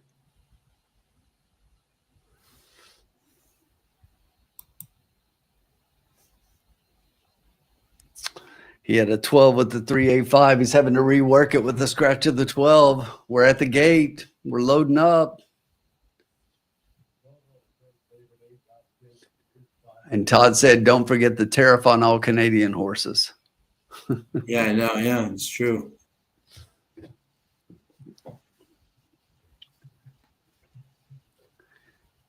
Formula, the one is the top horse.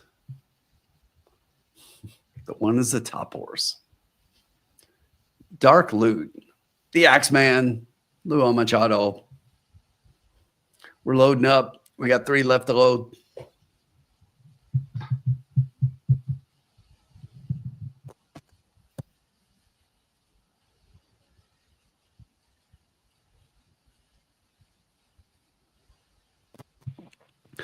And Sean, interestingly, this 8 horse is the favorite again. So took over favoritism. Yeah. From them. So took early money, now taking late money. So it's going to be Last Chance Luis. All the Gen fans with Joe Romero. And we're off. Slow start on the outside, but right up front early on, it is going to be the 8 taken to the lead in between horses. The 5 down on the rail, Memphis Slim, is going to slide by that one. Down on the inside in third, we have 4 Serenader. The 9 Willingness is just outside that one in fourth. Back a couple of lengths to the 9 horse, which is outside. 7-3, 2, 11, 6, all the way back. The quarter, 24.55 seconds. Last Chance Luis got about 2.5 over Memphis Slim, who sits back in second place. That one has another 2 back to Serenader on the rail in third. Just outside that one is Willingness in fourth. Also starting to make a move. Here comes the 3 horse starting to make a move on the outside. Going to come 3 wide. Sweeping move to get up to the 8 and the 5 as they hit the half in 49 and 2. The 8 has more Last Chance Luis. But on the outside, that's Wilding Lane. Puts a nose in front. As we round the turn and hit the top of the stretch, it's going to be these 2 as we hit the top of the stretch. Wilding Lane puts a nose in front. Last Chance Luis, after the fast fractions, the 6 furlongs was in 1:13 and 4. Fighting back is Last Chance Luis. Wilding Lane is now fading. Coming up on the outside is 9. Down on the rail is 7. Pretty darn good. Pretty darn good. On the outside, Willingness. Here comes Willingness on the outside. 8, 9, and 7. Jen 3, with 2, the 6. Jen with the win. The walk off Ocho, and her husband's name is Louise. But she There said you she had a go. 3-8 exacta. It was Oh, 8 and 9. Last chance Louise. It was the favorite. The 8 did go off as the favorite. The 8 and the 8. Yep. El ocho en el octavo.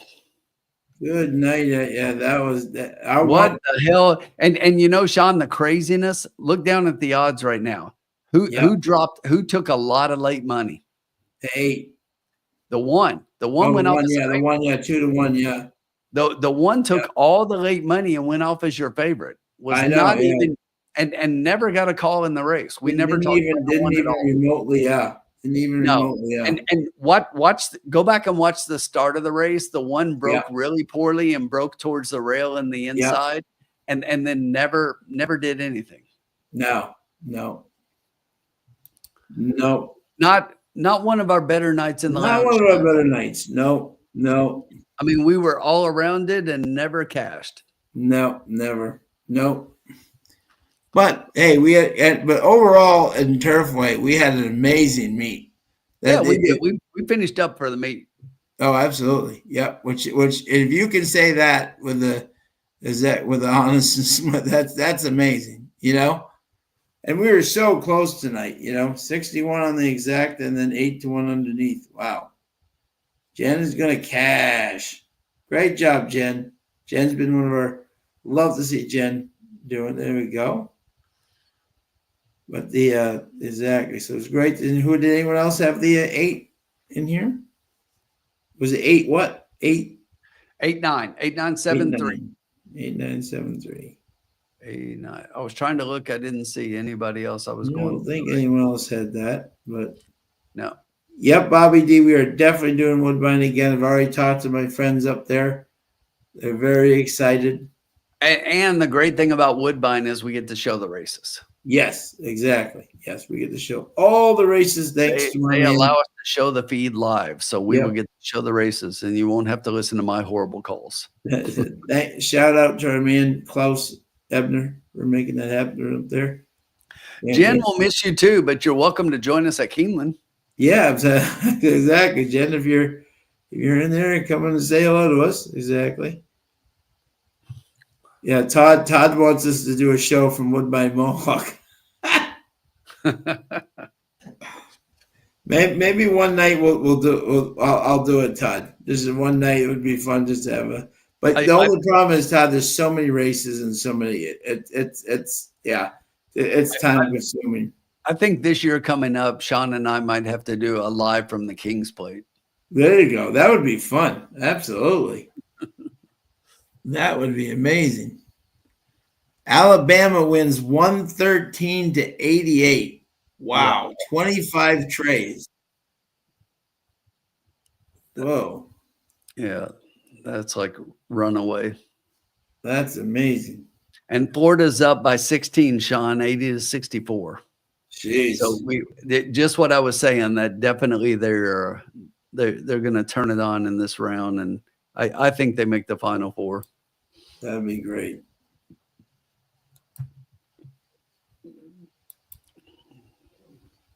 PTK LLC 89732. Trusty, there is no worse song in the world than Sucky Top.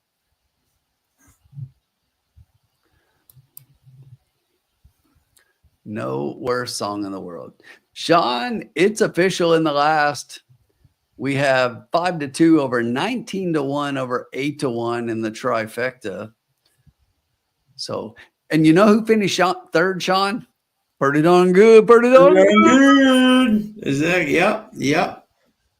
So the $2 exact 8-9 pays $123.52. The 50-cent try still paid well over $100. So congrats if you had it. Last chance Luis over willingness over pretty darn good.